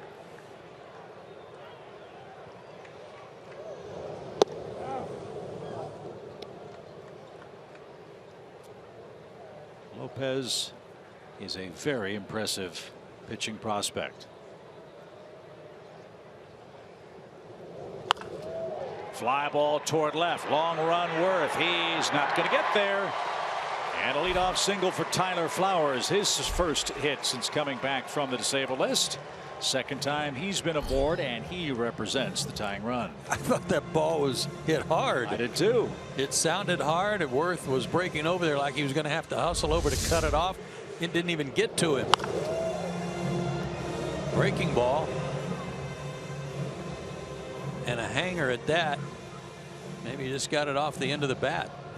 You know, you've talked about this a lot since we've been working together. When we have rainstorms, was it that nitrogen sometimes? Nitrogen, it is, yeah. Sometimes that helps the ball carry.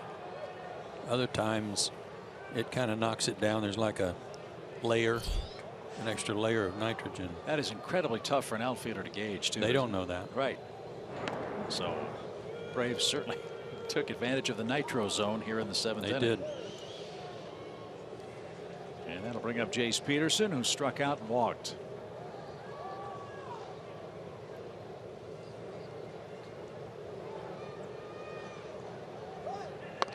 A bunt. And the plays to first. Peterson advances Flowers on a sacrifice. Dansby Swanson is the 8th place hitter. Then the pitcher's spot. Let's see what the Braves can manufacture here with 1 out. A great spot for Dansby's first RBI.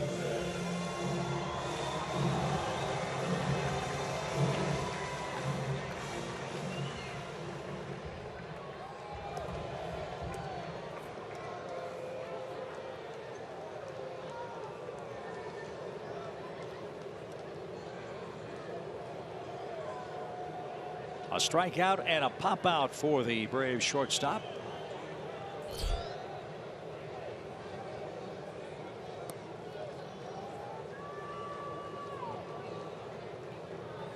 Harper has, I would assume, the best arm in the Nationals outfield. Trey Turner made a throw to the plate earlier tonight. It was an accurate throw. And then Worth in left. Popped up. And this one will be handled by Murphy in the outfield grass. And Swanson jumps at the first pitch and is retired. He's 0 for 3. And now the Braves will go to the bench. And it'll be Gordon Beckham with 2 outs.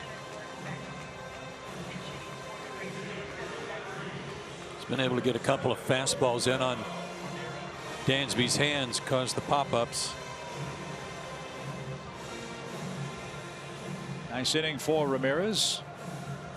A perfect 1-2-3-7.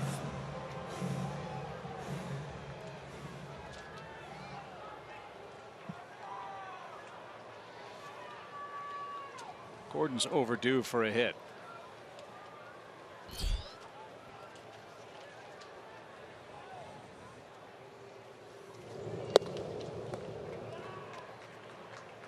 He is 0 for his last 17. And in his last 29 games, hitting 149. That's 13 hits and 87 at bats since coming back from the disabled list July 7th.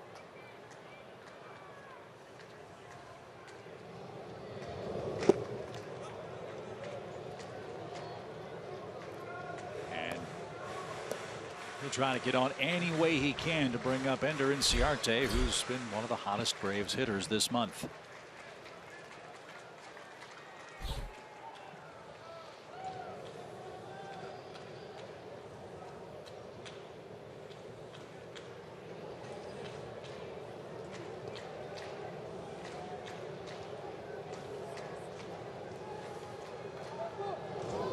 Way outside and overthrown. 3-0.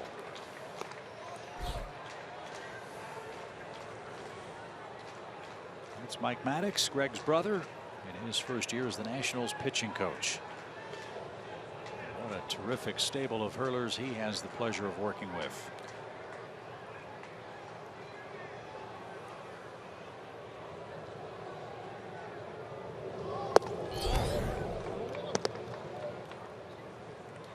Gio Gonzalez, Max Scherzer, Steven Strasburg, Lopez, Ross, Roark.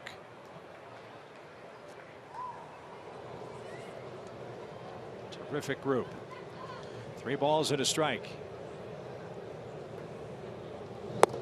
And ball 4. Beckham is aboard with 2 outs. Yeah, they were hoping for a much easier inning for Lopez to get through this and then turn it over to their bullpen. They've got 1 lefty down there now. Solis had to go to the DL. And they've only got Oliver Perez. But again, their bullpen taxed a lot over the last 3 days. And if they can shorten the work they've got to cover, the better they will be. Braves Live follows us tonight from Turner Field. It's, as always, presented by Xfinity.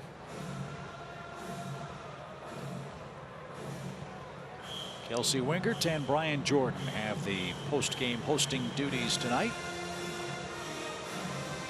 As Ender Inciarte with a chance to get this game tied. He's riding a 6-game hitting streak. He's looking for his first hit tonight.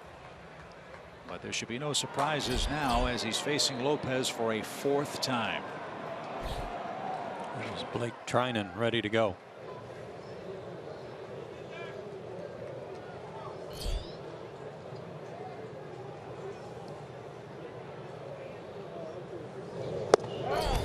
Inside corner strike. Ender didn't think much of that. And it buzzed in at 97 miles an hour. Again, sustainable heat for this young Nationals righty.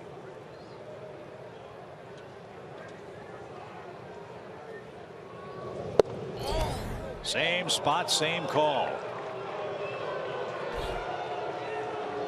And on Fox tracks, they look like they were strikes.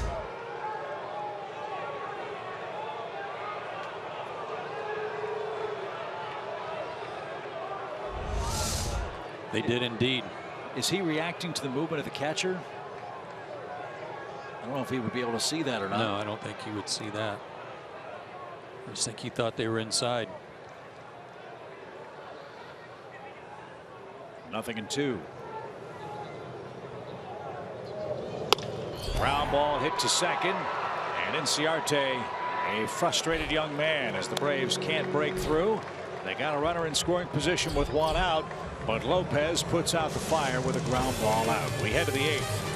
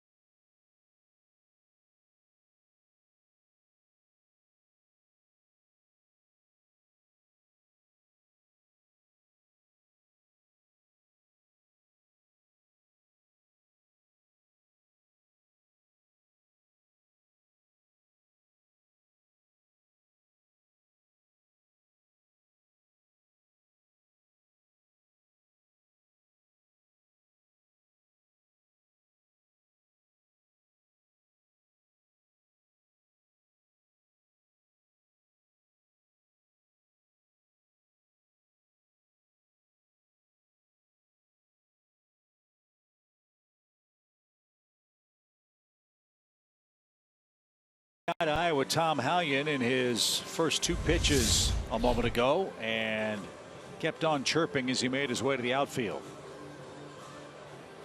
Well, one of the things that would have been real easy, see Tom Hallion walking down the line, almost waiting for any excuse he can get to throw him out of the game. Brian Snitker was smart to come out of the dugout and kind of stand in Hallion's way. But if Tom turns his back on Ender, he doesn't have any idea what's going on. There's no reason to walk down the line looking for a problem. So good job by Brian Snitker to get between Inciarte and talk to Hallion in defense of the umpire. On Fox tracks, the 2 pitches were pitcher's pitches, but appeared to be strikes. And all the more reason not to try to incite something. Good to see Arodys back. This will be his 40th game. Went on the disabled list with oblique strain.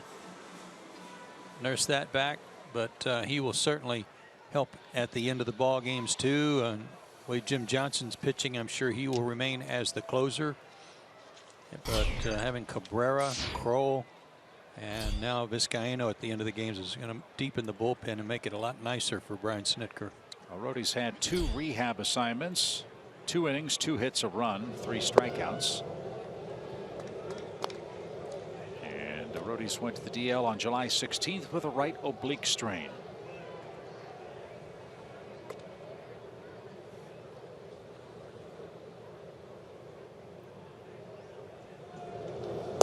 We saw from Rhodey's in the early days of his season, he had very good command and a lot of strikeouts.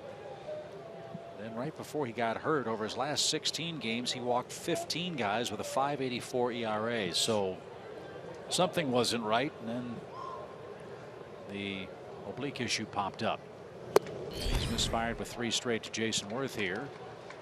Worth's already extended his on-base streak to 46 games with an RBI double in the 5th, and that RBI hit is the difference in the game.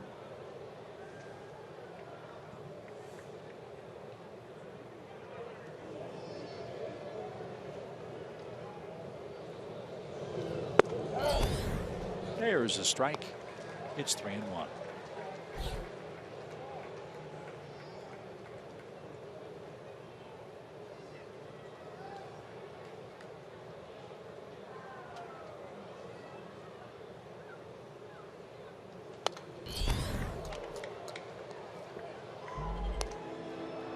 Nice comeback and a full count.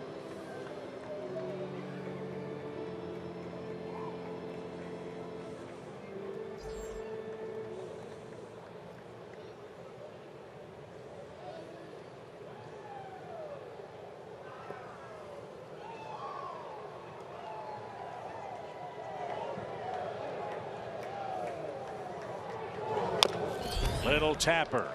Tough play. Will it roll foul? It won't. Infield hit for Jason Worth.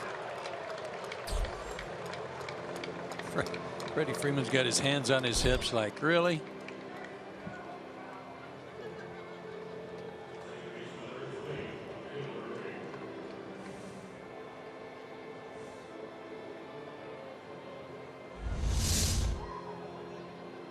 And this one just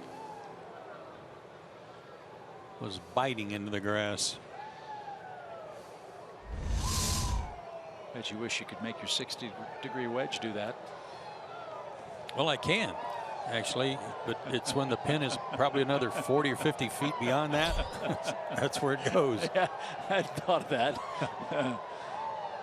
As Vizcaino misses downstairs. And I'm not sure what's happening at the ballpark. Either a group of howler monkeys has gotten loose or it's Ric Flair wannabe night.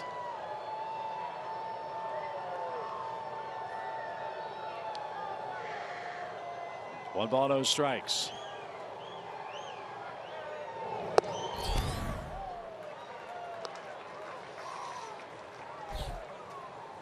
We need to get the nature boy to the ballpark. Yeah. In fact, Now, now that he's living here. Yeah. I'd love to meet him. And Me we should get a woo cam, right, for the rally late in the game. Uh-huh.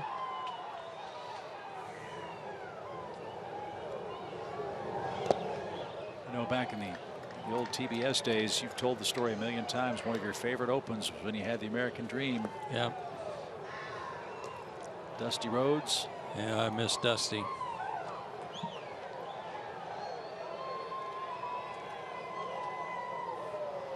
I mean, can't you see Rick coming up to the booth and helping us with the open, going into one of his Tony Schiavone tirades, styling and profiling, talking about the suits, and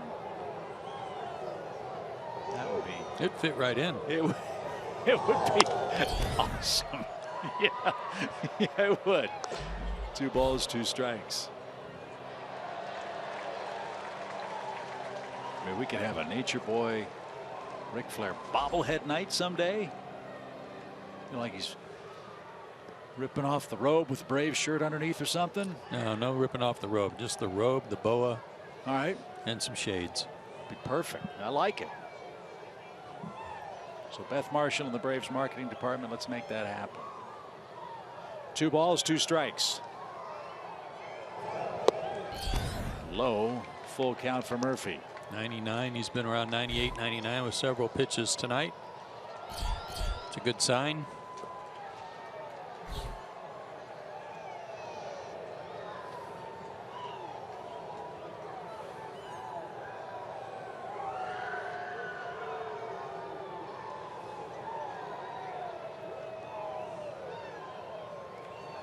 Worth leads at first. Nobody out. He's going. And then he slammed on the brakes as Murphy fouled it back. Mentioned the great series and the game within the game between Murphy and DJ LeMahieu of the Colorado Rockies. Those two guys both had big offensive series. And at the start of tonight's play, Murphy was hitting .348, LeMahieu .343. For the Rockies. When you're in a competition like that, and for Murphy, you go 4 for 12 and your average goes down. That's pretty tough. And LeMahieu was on base a lot in that series. As Worth goes, it's fouled back. But again, the numbers for Daniel Murphy just staggering. As you see his rankings, that's why very quietly, and maybe unfairly, he's got to be in the talk for the MVP award in the league. No doubt. And first in slugging, 35 doubles, 5 triples, 22 homers.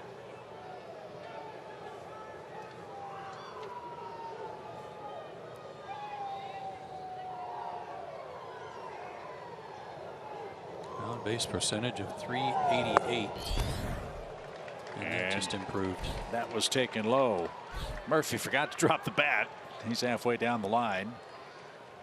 And an infield hit and a walk has the Nationals in business in the 8th inning, and Roger McDowell will make a trip to the mound here with Bryce Harper coming up.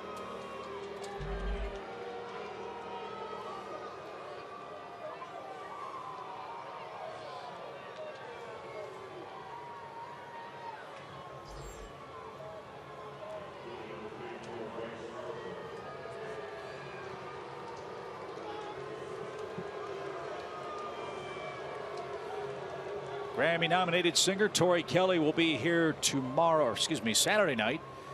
That's August 20th for a free post-game concert, part of the Coca-Cola and Delta Airlines Summer Concert Series. Field passes are on sale for $20 each. Get them online at braves.com/Tori Kelly today. Well, you might recall Bryce Harper in the opening series here in Atlanta was sporting a hat that said "Make baseball fun again." You might want to break that hat out again here in the second half. It has not been a whole lot of fun for the Nationals right fielder.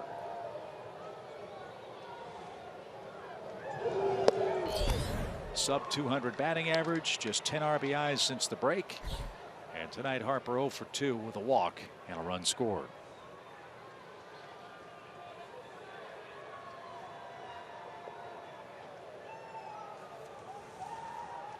$11 o'clock at Turner Field. An hour and 16-minute rain delay before the first pitch. And Vizcaino can't find the mark.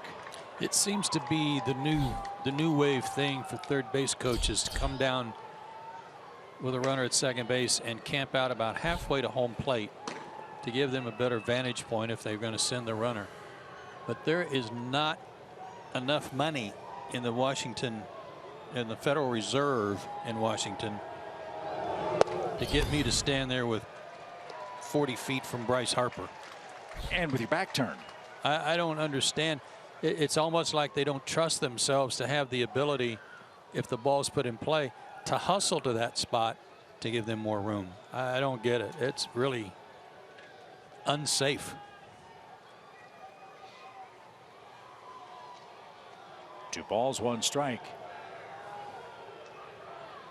Why have coaching boxes if you're not required to be in them? Well, even so, it's nothing that's going to give him a distinct advantage in terms of gamesmanship. It's just kind of a high risk taking move that I don't get. 2 balls, 1 strike. And Brian Woodrum, our producer, asks a question. If you look at where Trent Jewett's standing. That's Bob Henley. Excuse me, Bob Henley. I beg your pardon, Bob Henley.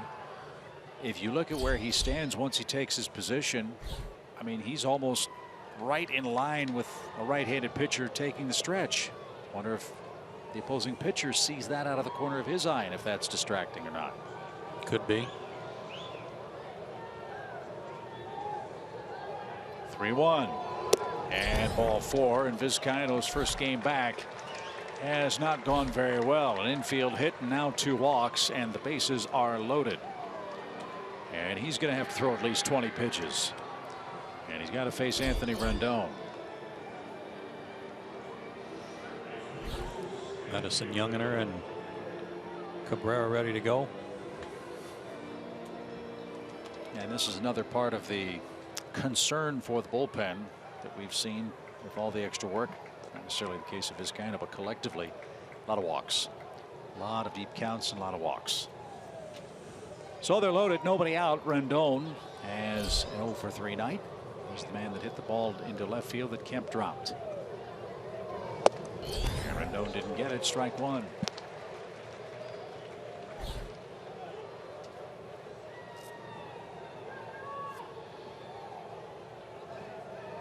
Each team only has 4 hits tonight. It has not been a slugfest. A lot of strikeouts. And Rendon just got hit by a pitch with the bases loaded.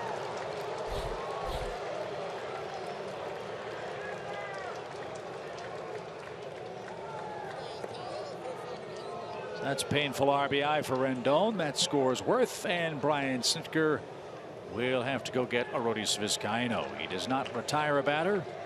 He allows 1 infield hit, 2 walks, no strikeouts, and a hit batsman. Washington extends their lead. It's 4-2, still loaded, and still nobody out.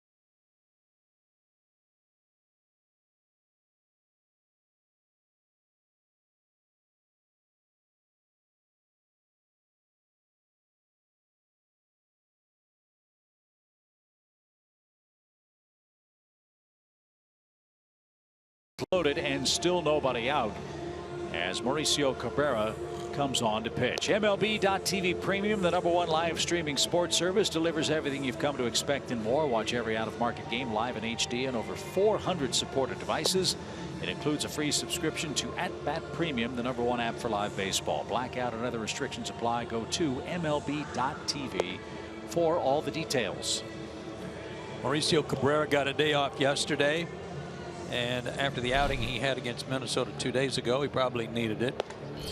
That was 2/3 of an inning, 3 hits and a couple of walks and a run. However, he's inheriting the bases loaded here, and this year when he's come into games, he's inherited 13 runners and he's only allowed 1 to score. That's a great number for a reliever and a real test for him here.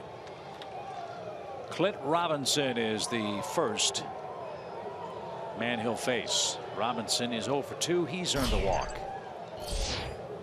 Washington 4, Atlanta 2. This all started with an infield hit. And nothing like a little 100-mile-an-hour heat to get ahead of the Nationals' first baseman. 9 walks by the Braves last night. A couple of them intentional. 7 tonight. Little flare into right. That's going to drop in front of Markakis, and the Nationals play it station to station. A base hit by Clint Robinson. That scores Daniel Murphy. And Vizcaino's charged with a second run. It's now 5-2.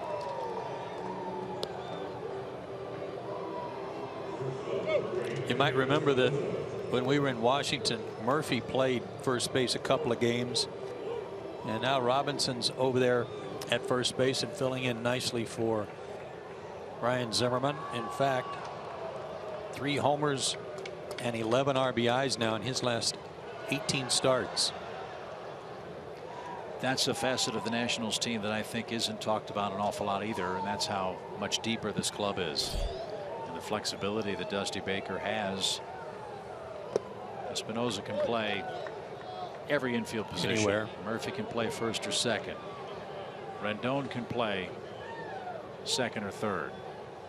And did that pitch hit Danny Espinosa? He's saying it did. Remember, the Nationals already used their challenge and lost their challenge. So now Dusty Baker's out trying to get an explanation from Tom Hallion. Remember, the Nationals challenged the save call of Freddie Freeman in the 6th inning. That call stood, and Dusty Baker might be asking for an umpire's review to see if this hit Espinosa.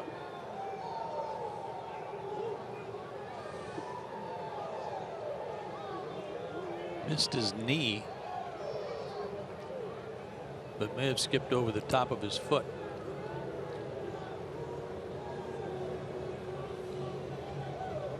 We saw the dirt fly, but from that first angle I couldn't tell if it hit his shoe or not. But Tom Hallion is going to do a crew chief review, I guess. When a hitter, I mean, I know hitters want to hit with the bases loaded, but that's an unusual reaction, a slow reaction from Espinosa to not hop out of the way and immediately start to first base.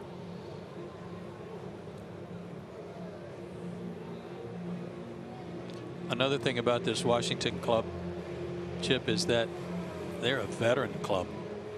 They sent Michael A. Taylor back to AAA. They tried to give him an opportunity to be one of their outfielders at the start of the season. That didn't work out.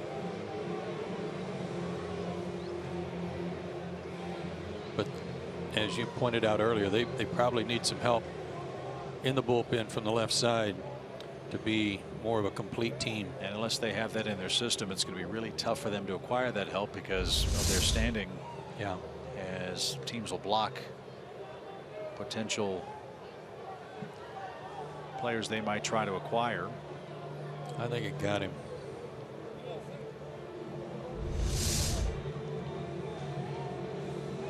So, well, Phil Cuzzy's going to throw a new ball in play here.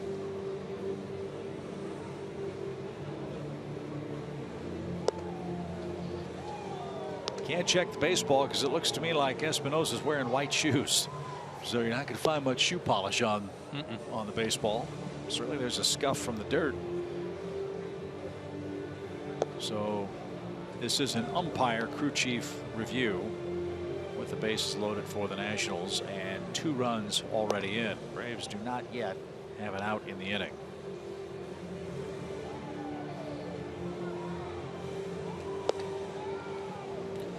Clock's a ticking, boys. Did it hit him or not? I mean, it was pretty clear. The views of it were pretty clear. Did it hit him or not? Make a decision. Let's go.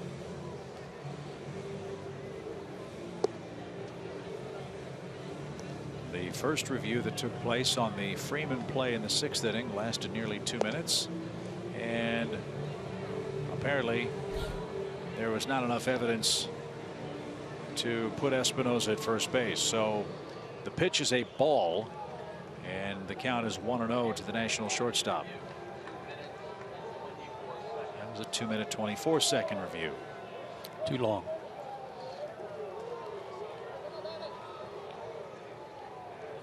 One ball, no strikes, just past 11 o'clock in the East. 5-2, Washington's jumped out.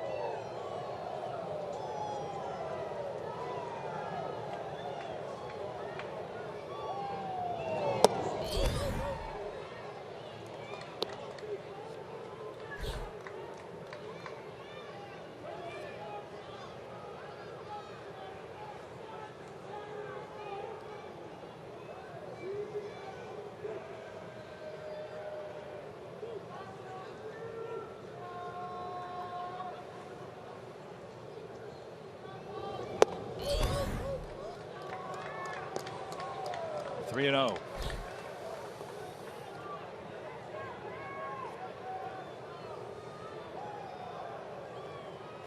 Frank Frisch, great player, manager, was asked once, what's going to do you in? He said, oh, the bases on balls.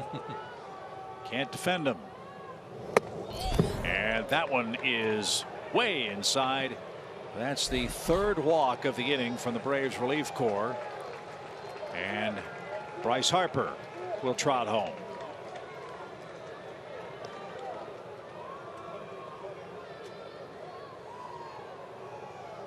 Three gift runs for the Nationals and still nobody out.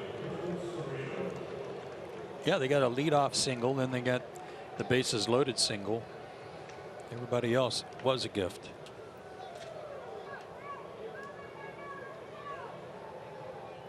All three runs in the inning charged to Vizcaino. And here's Severino. Severino's getting a chance to play because Jose Lobaton's still out with a sore elbow.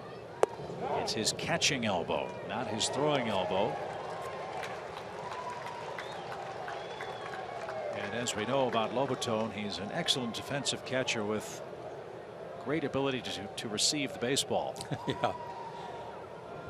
But Severino's done a nice job. That one gets by Flowers, and that's going to score Rendon. See how that's scored. And this, quite frankly, is a nightmarish inning. A passed ball. And close the book on Vizcaino. 4 runs. And Brian Snitker can only look helplessly on.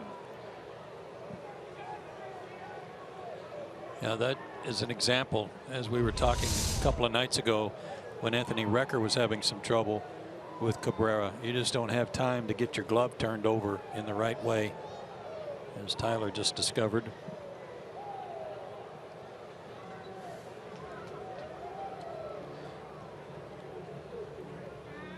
So now runners are at second and third. 4 runs are in.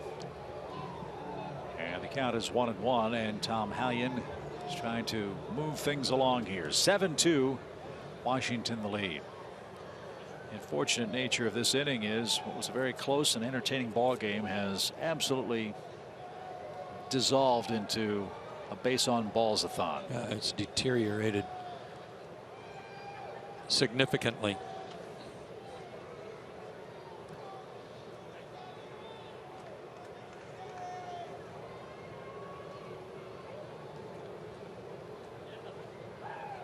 One ball, one strike. And that's off the screen. It's 1-2. Don't forget, tomorrow night, Tanner Roark. Julio Teheran is expected to pitch for the Braves. Julio 3-9, a 2.81 ERA. Roark 13-6, 2.81. Think about that. Teheran and Roark identical ERAs.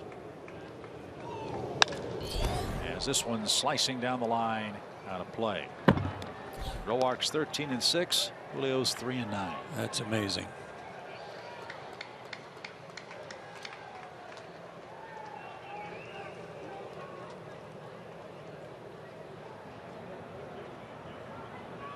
There's a happy young fan.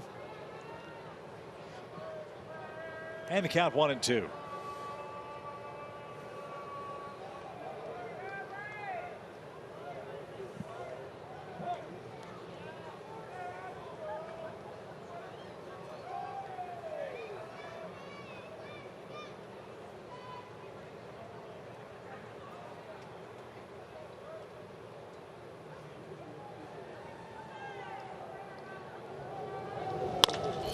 Ground ball hit toward Peterson. He bobbles it.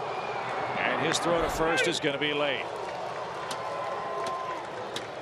That's an error on Jace Peterson. And with all the standing around that has been going on in this inning, that's sometimes the ripple effect of that. That's a play that had to be made. Jace couldn't. It's his 10th error, and the bases are loaded again. And quite frankly, as my dad would say, we wish we were too. Yeah, when it came up on him, his head was aimed toward the runner at third base, I think he was a little surprised the runner at third didn't go. That's Robinson. I was too, even with the infield in. And then Jace couldn't get to it quick enough. Wilmer Defoe pops one toward left. Kemp near the line.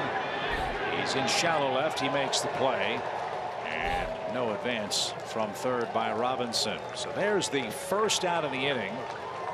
Defoe, the 8th man to bat, is retired. And here's Trey Turner.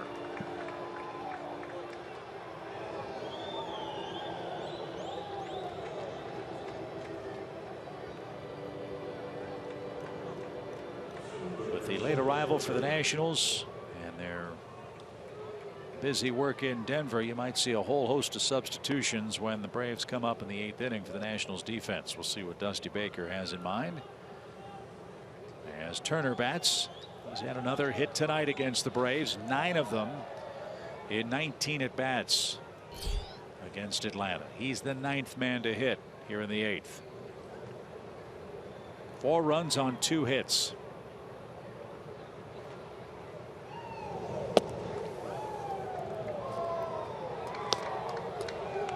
One of the issues for the team last year, from about the middle of August to the end of the year, was the bullpen. Just couldn't get anybody out. Freddie Gonzalez didn't have anybody he could depend on a consistent basis to get people out.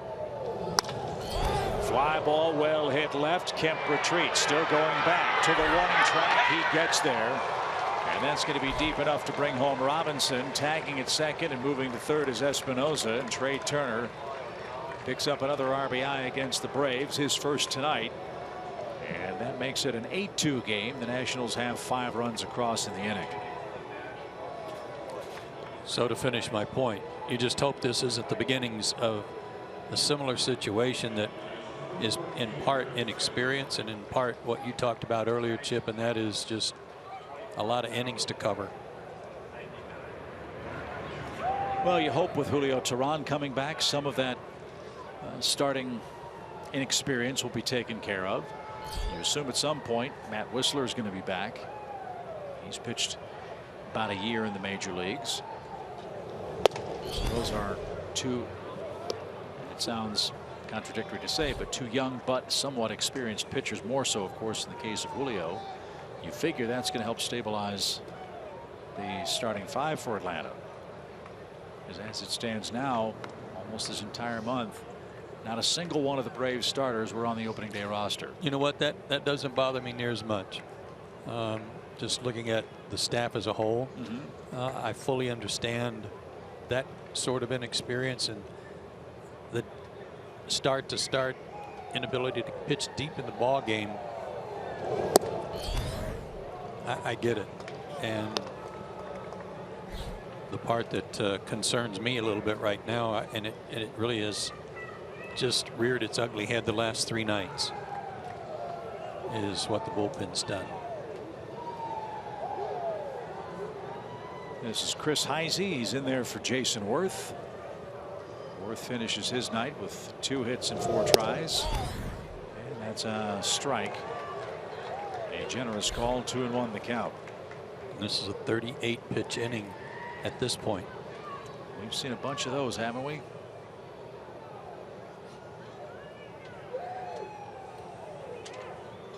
Five runs on 2 hits, 3 walks, a hit batsman, a passed ball. And Jace Peterson's error has prolonged the inning too.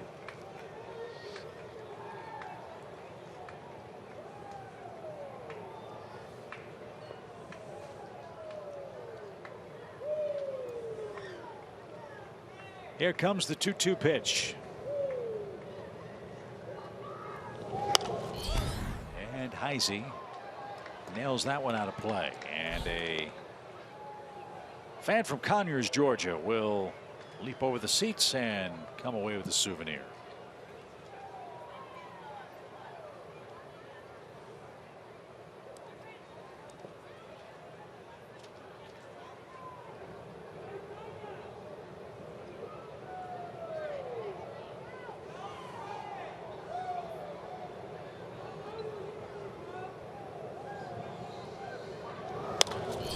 Popped up. Who wants this? Cabrera is there, and Garcia had to call him off as Mauricio made his way to the Nationals on deck circle and wanted to make that play. But a disastrous 8th for the Atlanta Pen. 5 runs across on 2 Washington hits, and the Nationals now with an 8-2 lead.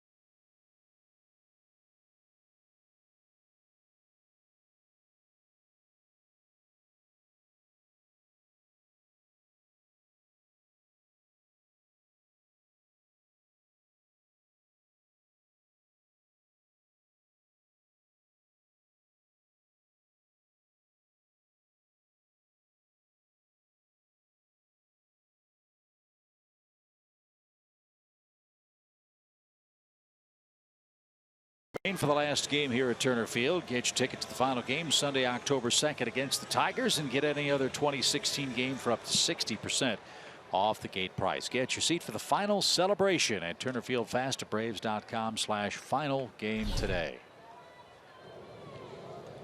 Chris Heisey checks into play left field. Sean Kelly's on to pitch. Adonis Garcia leads off the Atlanta 8th. That was as rough a top of an inning as we've seen all year. Yeah. 1 inning, 2 hits, 5 runs, 3 walks, and a hit batsman for Vizcaino and Cabrera. Sean Kelly, low to mid 90s fastball and a slider. And 41 pitches thrown in that top of the 8th. Phew. No balls, 2 strikes for Adonis. He has a single. He's made a couple of nice plays at third base. And he strokes one toward right center field. Turner on the run. Look at that closing speed. And there's out number 1.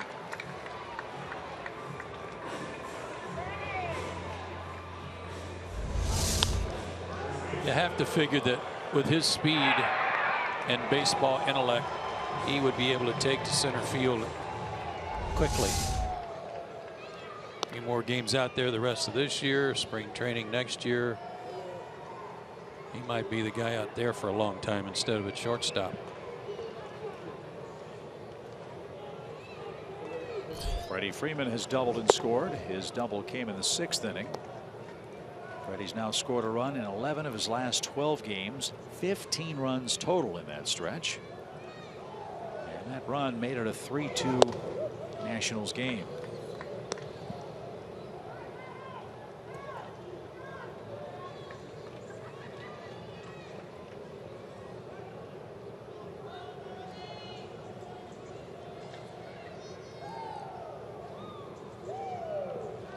Not to belabor the point, because frankly the Braves bullpen this month has done excellent work. By and large they really have. You're right. The last 3 nights though, they've really stubbed their toe. Chan looked it up for us. In 2016 the Braves have issued the 2nd most walks among major league staffs. And I believe they've thrown the second most pitches among a relief staff. And we've talked a lot about the well-documented problems of the Cincinnati Reds, who had that streak of 23 games allowing a run in a row this year. Yes. Braves are right behind them in a couple of those rather tough categories.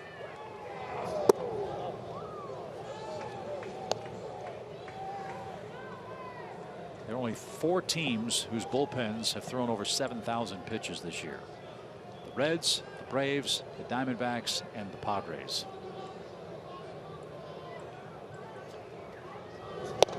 And Freddie didn't get it. 92-mile-an-hour pitch from Kelly retires the Braves first baseman on strikes, and that's the second out.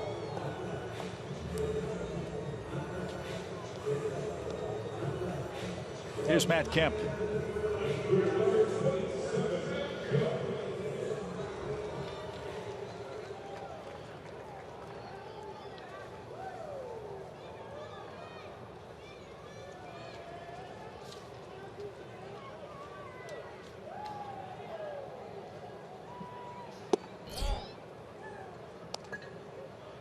Strike one to Matt.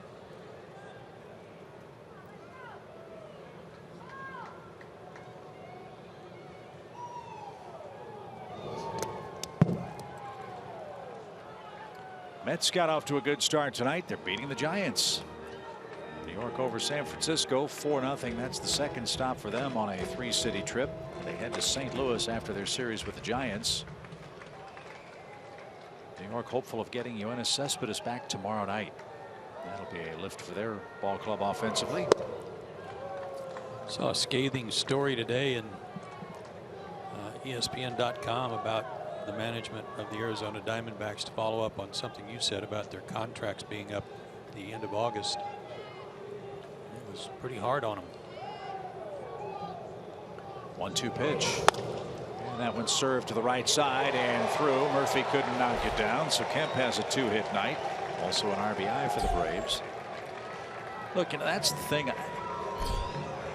I think it's tougher to be a player now, to be involved in a front office now than ever was before, because you have so many people who have so much access to really good information, but not all the information.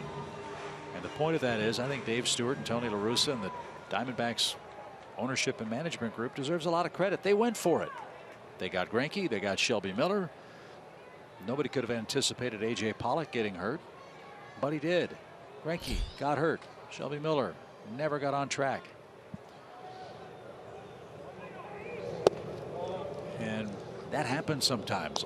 The best laid plans of mice and men and all. Yeah, I know. And you don't. Nobody's got the crystal ball to be able to tell you which deals are good and which aren't. But the criticism, I would say, and I don't know, but if you're the owner and you've been talked into this and said, this is what we're going to do, this is what we need to do, and we can compete if we do this, and it falls on their face this badly, there would be some heat flowing around. And I'm sure there is, and I totally understand that. I don't know, though, that, as Dave Stewart, I believe, said in that article, he didn't swing the bat, he didn't throw a pitch, he certainly didn't run the bases. Yeah, I don't like that kind of answer. That's almost dodging the question. That's almost deflecting. Well, it's almost like saying, this isn't my fault. These players were good when I traded for them. Yeah, but you did trade for them. So I don't like that comeback. 1-2 pitch and a ground ball. That's through. Markakis has a hit. The Braves have 2 on with 2 men out. I know that we've talked about the Diamondbacks a lot. We're talking about them now, because we will see them after this series with Washington. But we really liked their moves this offseason. We liked what they had done. As Maddox is out to talk with Kelly, who's a little frustrated after getting 2 quick outs.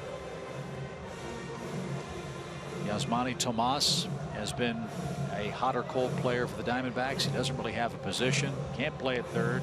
Doesn't really play the outfield all that well. Losing Pollock was a killer. And of course, they traded Ender Inciarte to the Braves, and what was a real strength of their club last year was one of the best outfield defensive units. This year has not even been nearly as good. One of the things we saw a minute ago, Chip, in the Braves dugout was Tyler Flowers headed to the clubhouse with his gear in hand. Hopefully nothing happened to irritate his hand catching Cabrera. That would prompt Recker to have to pinch hit for him. Yeah, the Braves are already down a catcher in A.J. Brzezinski, who's disabled. So if Tyler has any issues, that could be problematic. Well, you know, on that pass ball, when he had trouble turning his hand over. Good point. He kind of walked that ball out to Cabrera and talked to him for a second. It didn't appear that they were discussing too much about strategy as much as maybe Tyler was trying to get a little feeling back in his hand. I don't know that. Just the way it kind of looked.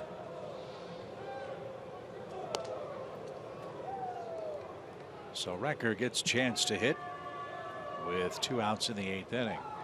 Braves have hit the Nationals 6-5, but trail 8-2 in the 8th.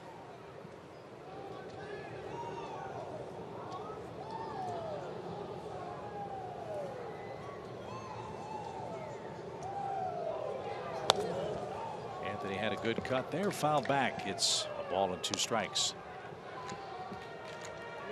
3 more with Washington, then we head west.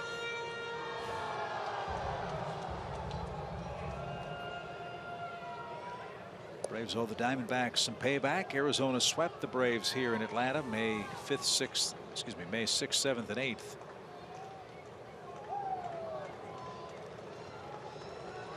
Four in Phoenix, 3 in San Francisco. Then we're back August 30th against the Padres.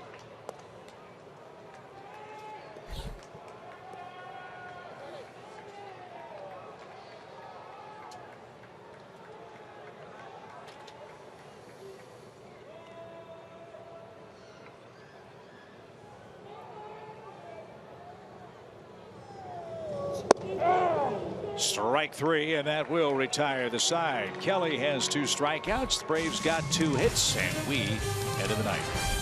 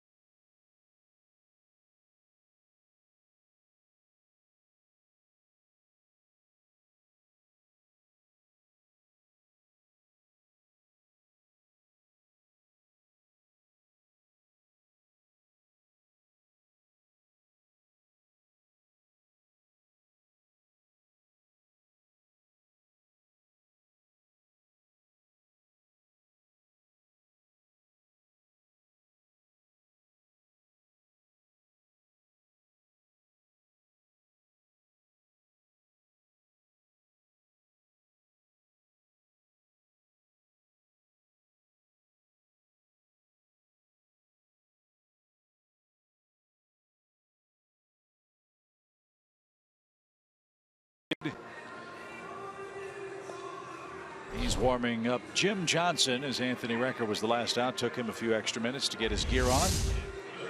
And here's that play Joe was talking about. The awkward. Oh, yeah. Right off the thumb. Yep.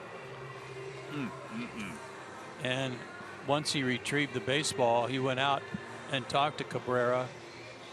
And he's got everything in his left hand there, the mask, the chest protector and everything. That seems to be okay. So we'll assume he's all right, and just back from the DL. That's enough. So Jim Johnson will go to work. when we talk about how well the Braves pen has pitched collectively in August, the man at the top of the list has to be Jim Johnson. He has been terrific. Last 9 games, 3 hits, no runs, 8 saves, 13 strikeouts, and 8 saves since the break, good for 3rd in the National League.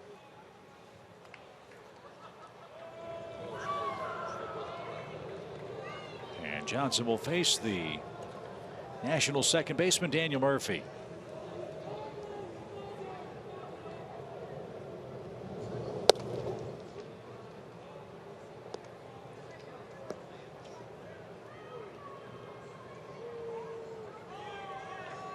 Murphy 0 for 3 tonight with a walk. He's at .345 now for the year.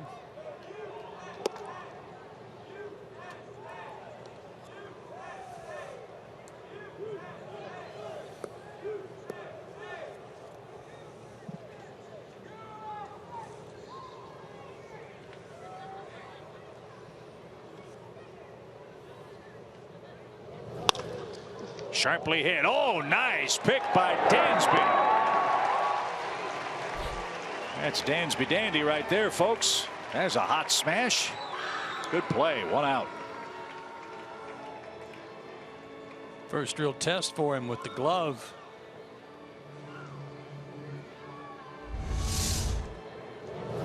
Perfectly positioned.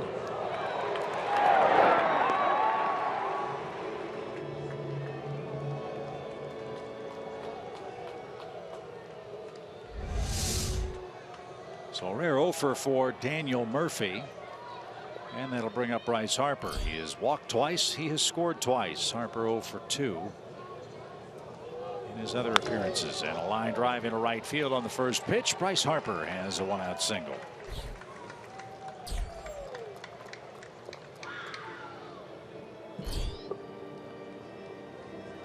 And that gives the Nationals 6 hits in the game.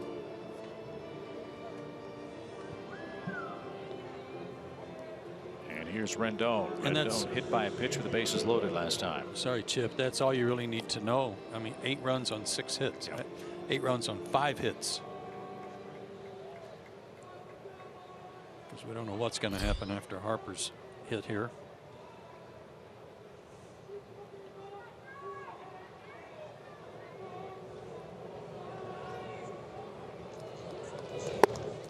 So I've got him for 6 hits, 6 walks. A hit batsman. They've had a batter runner reach on an error.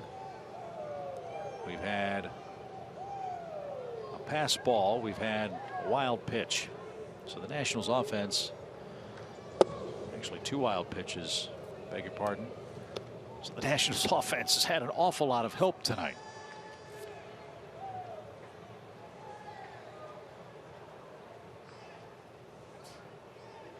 As Dusty Baker looking for his 71st win this year with the Nationals. And they would go to 9-1 against the Braves. They came in with a 32-15 record against the East, so they've done a good job, not just against the Braves, but the rest of the division.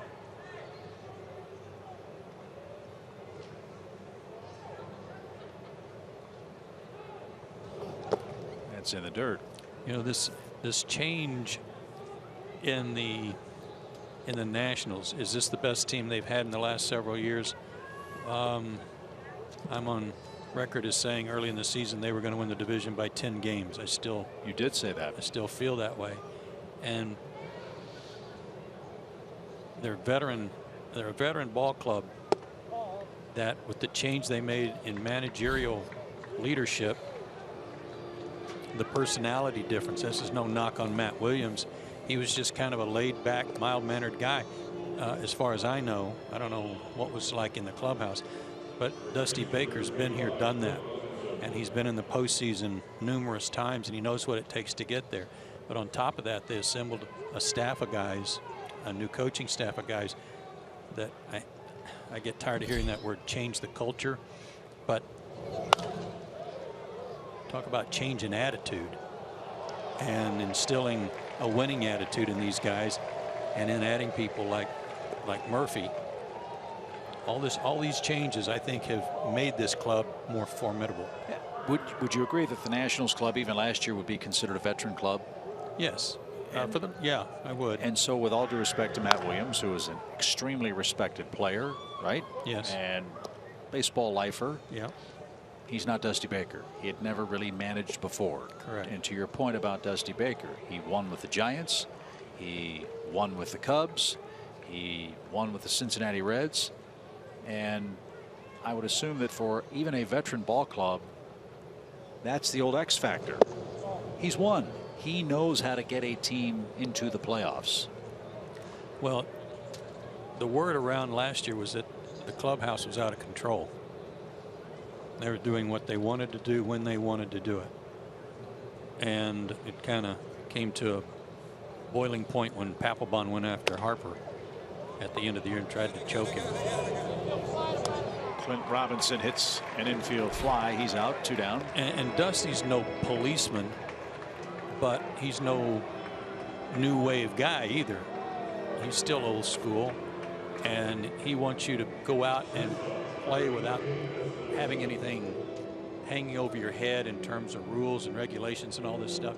But he's still going to make sure that you play the game right, and he's going to make sure that you don't disrespect the game, disrespect your teammates in that regard. So I guess you could say he's a policeman in some ways.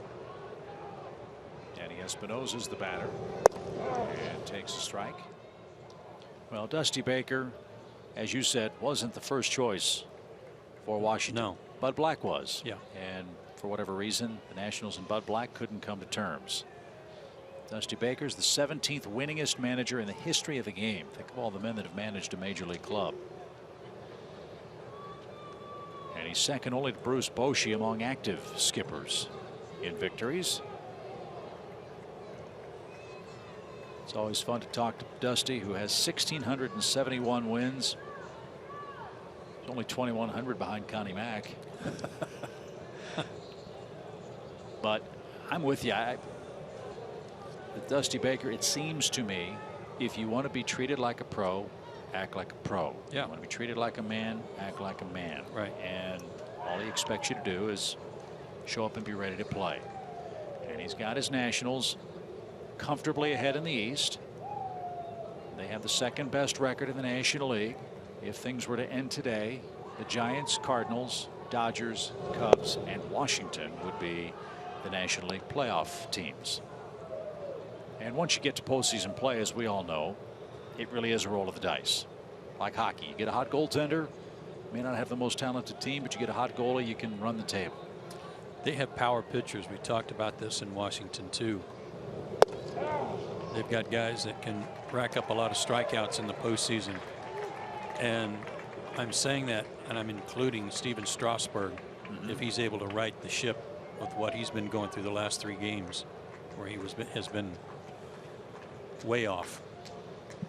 This kid tonight, he is filling in beautifully in the absence of Ross. What an X factor he could be. Yeah. You know, think about, let's say Scherzer goes 5 innings in one game and it's a 1-run game. You bring him out of the bullpen and let him go 3 or 4. Yeah. Yeah, he's been impressive to us. And then if they don't have a left-handed situation, put Gio Gonzalez down in the bullpen. Again, it goes to the flexibility that the Nationals already have, and if they have some guys in the system of whom we're not aware, who knows what they can do. But there's a lot to like with this Nationals club. It's not a fluke. And they're doing a lot of this damage without a big year from Bryce Harper, which goes to the depth that we talked about, the flexibility that we've talked about. As that strike 3, and Espinosa's done, and so is Washington. Braves are coming up in the 9th. It's 8-2 Nationals in game 1. Atlanta Braves baseball is sponsored by your local Toyota dealers, Let's Go Places, the Georgia Lottery, and Zaxby's Indescribably Good.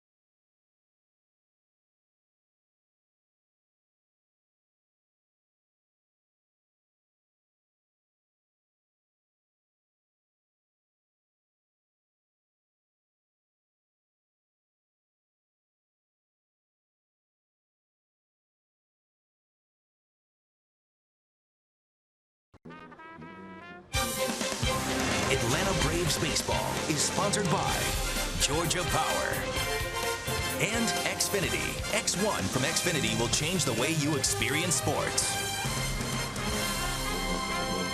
Late night in Atlanta. We got started late, an hour and 16-minute rain delay before first pitch. It was a very close game until the Braves bullpen got very wild in the 8th inning. 5 runs came across, and that's made it a blowout. Mark Melancon gets a chance to tune up as he will face the bottom of the order for the Braves here in the 9th inning. Since he's joined Washington, he has retired 20 of the 23 batters he's faced. I'd say that's quite an improvement over what they were dealing with at the end of their game. Not a safe situation, but just getting some work. He last was out there in the first game at Colorado where he got a save on the 15th. Yeah, Melancon has taken the place of Jonathan Papelbon, who requested his release when we were up in Washington. And for the last, well, 72 to 96 hours, I keep hearing that Jonathan Papelbon's going to decide where he wants to pitch in the next 24 hours. That still hasn't happened to my knowledge. There are several teams that are quote unquote rumored to be interested in Papelbon's services. The Boston Red Sox apparently one of them. The Chicago Cubs rumored to be in the hunt as well. Jace Peterson has walked, sacrificed, and struck out tonight. Gotta get Jace going again. He had such an impressive run since coming up from Gwinnett. But as you said last night, a lot of that has dissolved away in a 3 for 34 slide at the plate.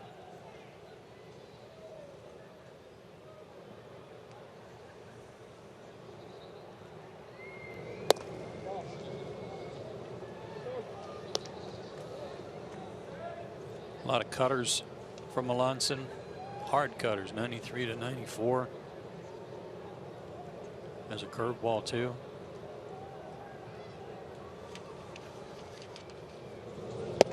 It's an interesting stat.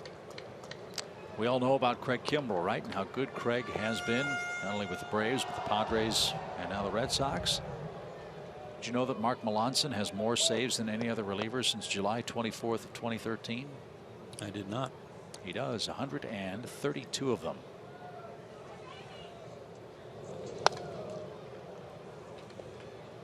So that's another area where I'm sure the Nationals feel a lot more confidence. You know about the Drew Storen issues in the playoffs against the Cardinals.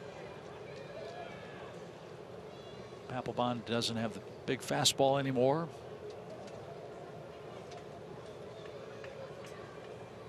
But now they've got Melancon.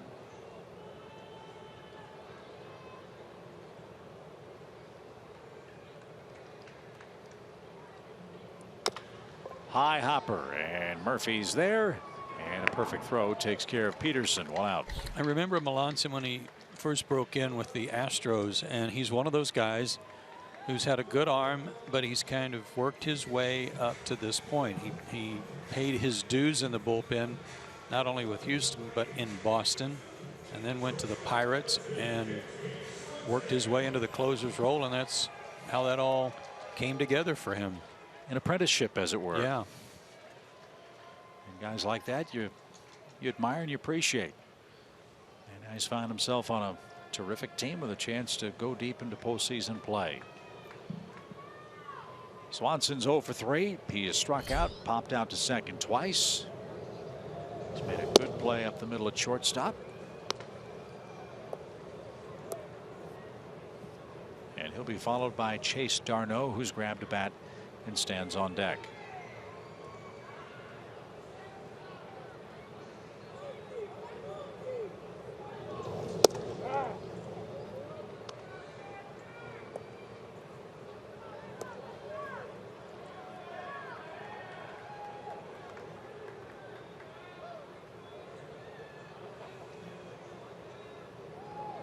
$24,099 was the announced attendance tonight for the Andruw Jones bobblehead.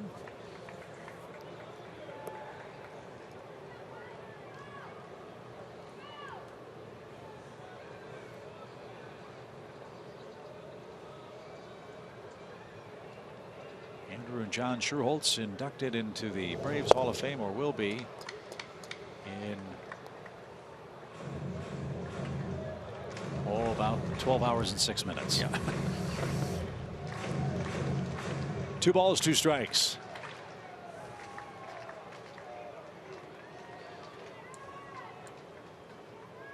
Best part of the Braves Hall of Fame induction ceremony is seeing all the old teammates get together and the stories they tell.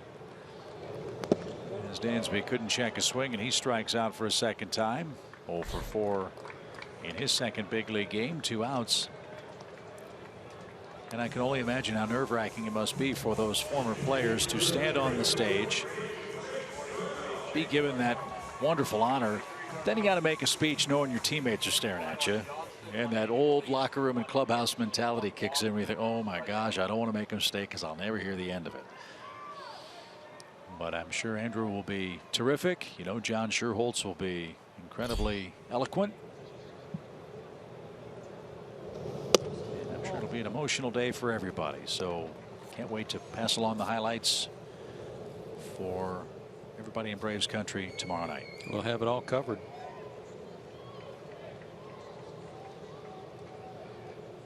One ball, no strikes. Is that the cutter? Yes. You can really see it move at the plate, can't you? And it's hard. You know, that was 90 miles an hour. Doesn't have to move much.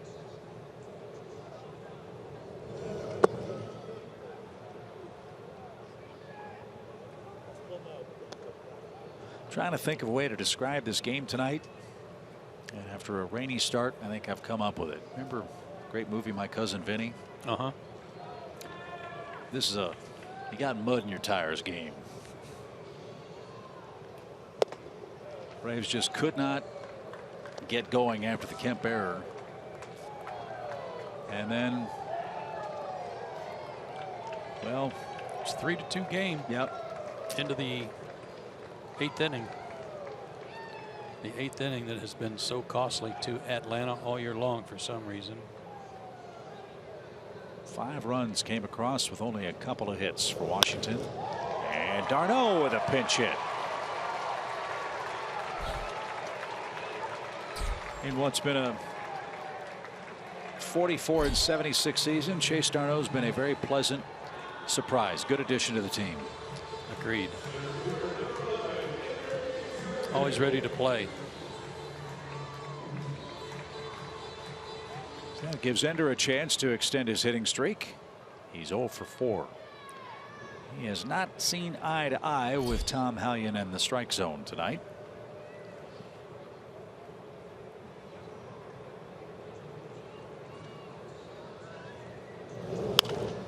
And he lashes that one out of play for a strike.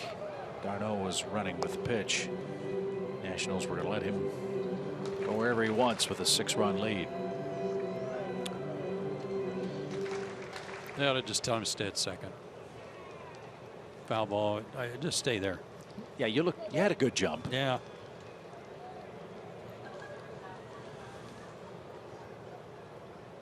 Oh, 0-1. And now it even count. Giants now lead the Mets 5-4. Madison Bumgarner is pitching, and he's hit another home run. He's hit 3 home runs this year.